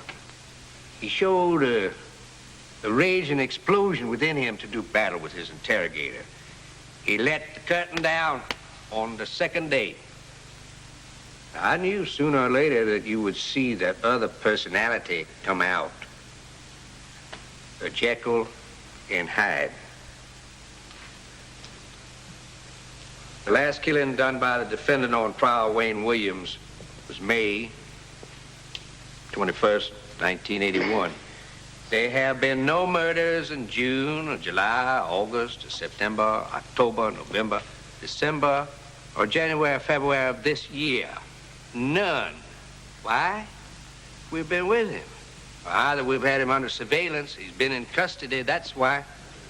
I won't tell you some of the names of the witnesses that would have to have lied in this case. The defendant said they did. Freddie Jacobs had to lie. Campbell had to lie. Gilliland had to lie. Margaret Carter, Bobby Tolan, Robert Henry, Sharon Blakely, Sheldon Kemp, and this goes on and on. Well, some of us don't think they all lied. There's no evidence of any witness applying for any reward in this case. No, they haven't come forward. We've had to go out and find them. I suppose you could say that the mother and father would lie for their son. Well, I'm not sure that Mr. and Mrs. Williams aren't scared to death of him. I think they'd do anything he said do. 14 years old, whatever he was at the time, center of attention, then bankruptcy. Everybody said how smart he was. gifted at an early age, and then he couldn't duplicate it. And the people he's killing and he has killed, they're not any more successful than he is, and they haven't had a chance in the world. But the FBI, he compares to the Keystone Cops. And the Atlanta police, the car 54, where are you? He wants to outwit them. It took a stupid person to drop Cater's body from James Jackson Parkway. Just 'cause he'd cased it and see anybody, 'cause we had them hid. Call 54, Keystone Cops got him. He's failed again. Failed again. But the Atlanta police force, they took heat for months. They kept on doing their job the way the good policemen do their job, steady, and things come out. I want to suggest to you, when you start thinking about sympathy in a case like this, that it's time that someone starts thinking about these poor victims buried as a result of the same psychopathic killer. Wayne Williams is not in the community now. You will be responsible for putting Wayne Williams back in the community. It won't be us. It's going to have to be you. What were his words? Doing away with one black male child, doing away with inferiors. Attila the Hun, Adolf Hitler, Idi Amin from Uganda, and Wayne Bertram Williams. Master race, doing away with inferiors.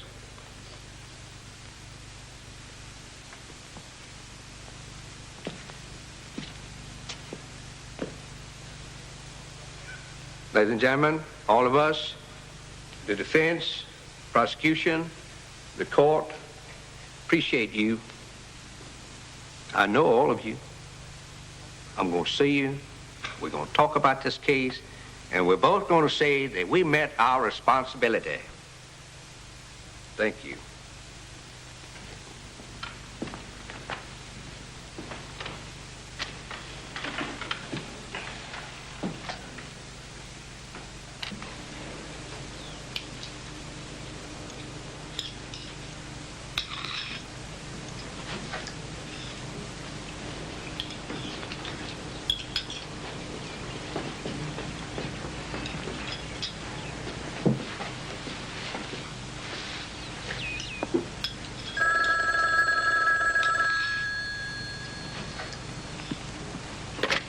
Hello? All right, I'll tell them. What? They've reached a verdict. So soon? What do you think it means? It means acquittal. Whenever you reach a verdict this quickly, a complicated case like this, usually acquittal. I'm concerned about what we're gonna do with Wayne. Well, we take him through the basement. I have the department alerted. I can get him out of here all right, but where he goes from there, I don't know. Well, I can have your men. I'll take him on the plane with me back to Mississippi. He can stay at my house till things cool down. Well, as soon as they come in with that verdict, I want to get him out of the courtroom as quick as I can. It's all in your hands. We'll do everything we can to cooperate. If I can help, let me know. They're coming in. Well, let's go.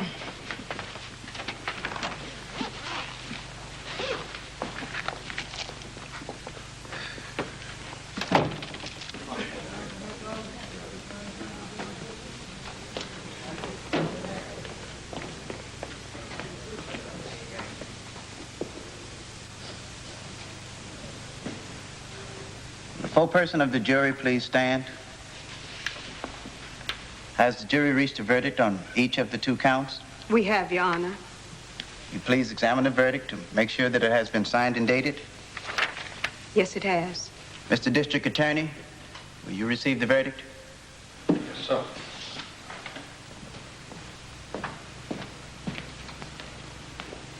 Will you return to the podium and publish the verdict in open court?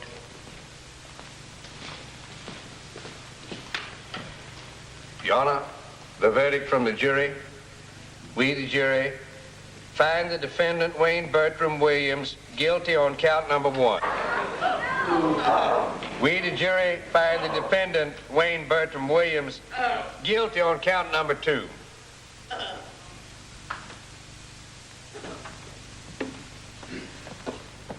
Would you like to examine the verdict, Mr. Binder? Yes. Mr. Williams, will you stand in front of the podium and face the court?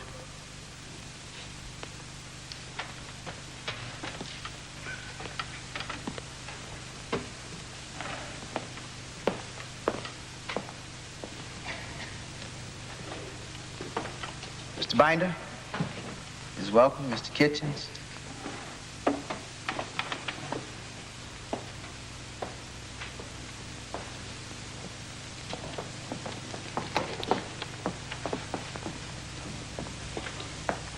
I want the defendant's father, Mr. Homer Williams, to come forward and stand with his son.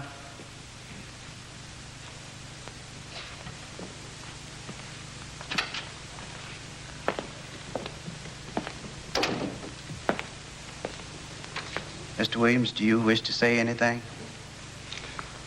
Judge, Your Honor, jurors, other people, anybody who had been in this court for the last 9 weeks can see that nobody has brought any evidence to prove that my son is guilty. I think it's very unfair, Your Honor. Thank you, Mr. Williams. Mr. Wayne Williams, do you wish to say anything before the court imposes a sentence? Yes, Your Honor.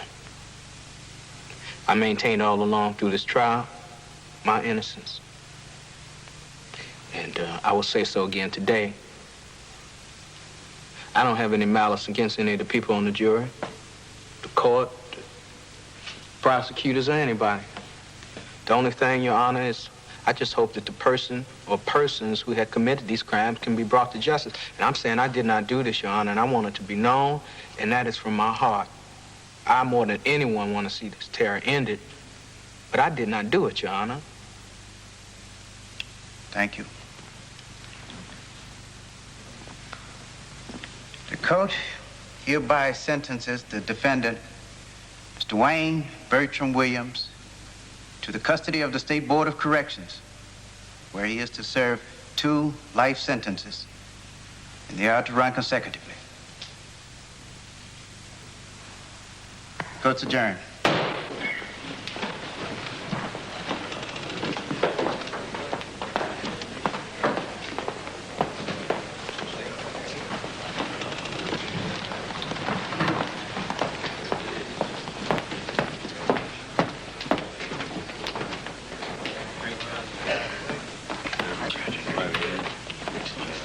Louis Slayton.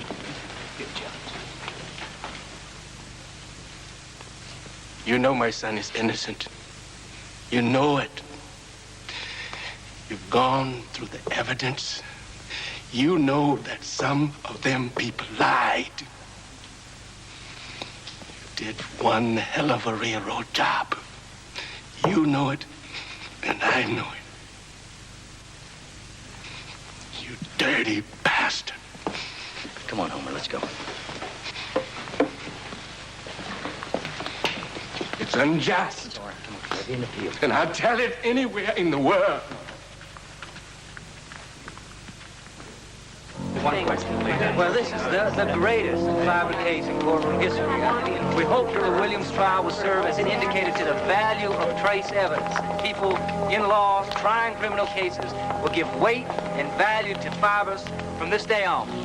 What about you, Mr. Slayton? What do you have to say? Let me get my men over here with me. Jack Mallon, Drolet, Gordon Miller. We did our job.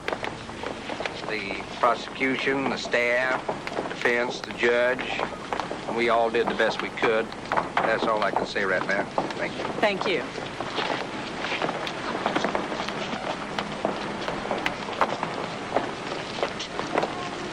Al, you did a good job. Not good enough. I didn't get him off. You know, Al, this is the first case I ever tried where I didn't know the where, the when, the why, or even the how.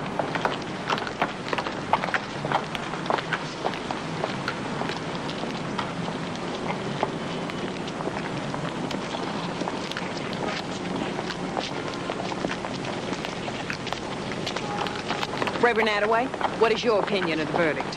We must be careful not to set ourselves up as all-knowing, as God, speak what we do not know. Truth is an elusive entity. We must put this behind us. Thank you, Reverend Attaway. Miss Taylor, what do you have to say? I think he's guilty, but they haven't proved it.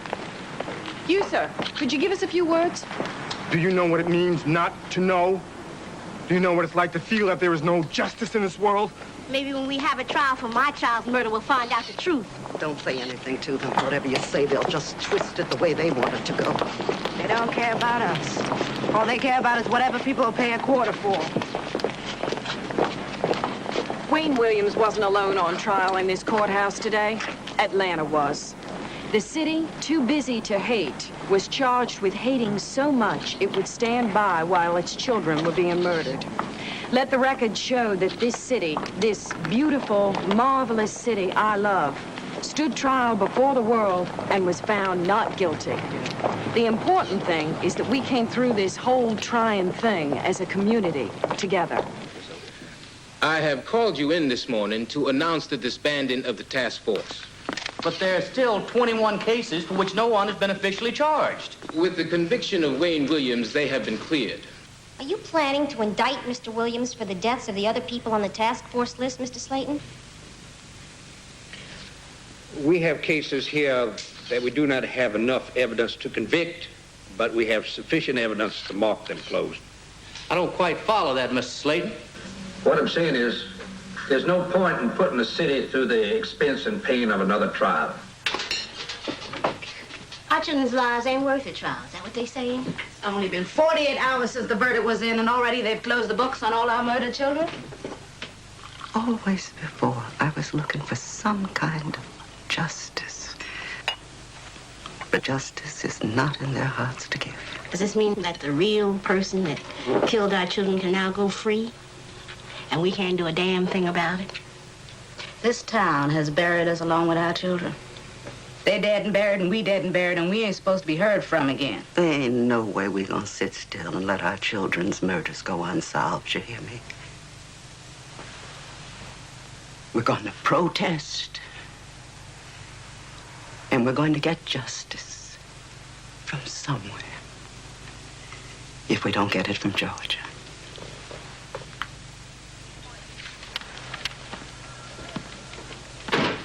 Case said that you asked for the files on the child murders. That's right. Then, a jury of 12 people found that he was guilty. That's all we got, the jury system. The case is closed. Slayton says there's no point in putting the city through the pain and expense of another trial. What about the parents? How would you feel if it were your kids? Would you be able to sleep nights? You're gonna destroy yourself, Ben. I tried to tell you that, but you won't believe me. Jake. Do you remember the march we took from Selma to Montgomery with Dr. King? Do you remember what we were thinking? What we talked about? What was the most important thing? Wasn't it the kids to come? Wasn't that the most important thing? That we were going to spare them the pain we had? We were going to give them a better world? Or what kind of life have we made for them? You can have my badge, Jake. This case won't be closed for me until I open a door that says once and for all Wayne Williams was guilty, or he was a sacrificial lamb on the altar of the good name of Atlanta.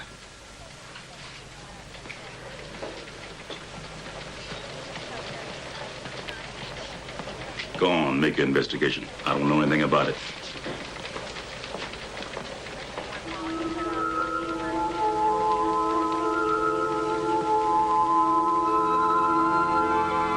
There they were in front of me.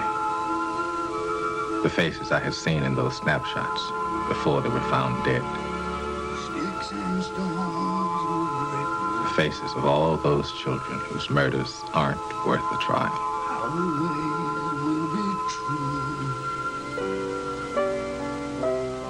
And when your mom's dead,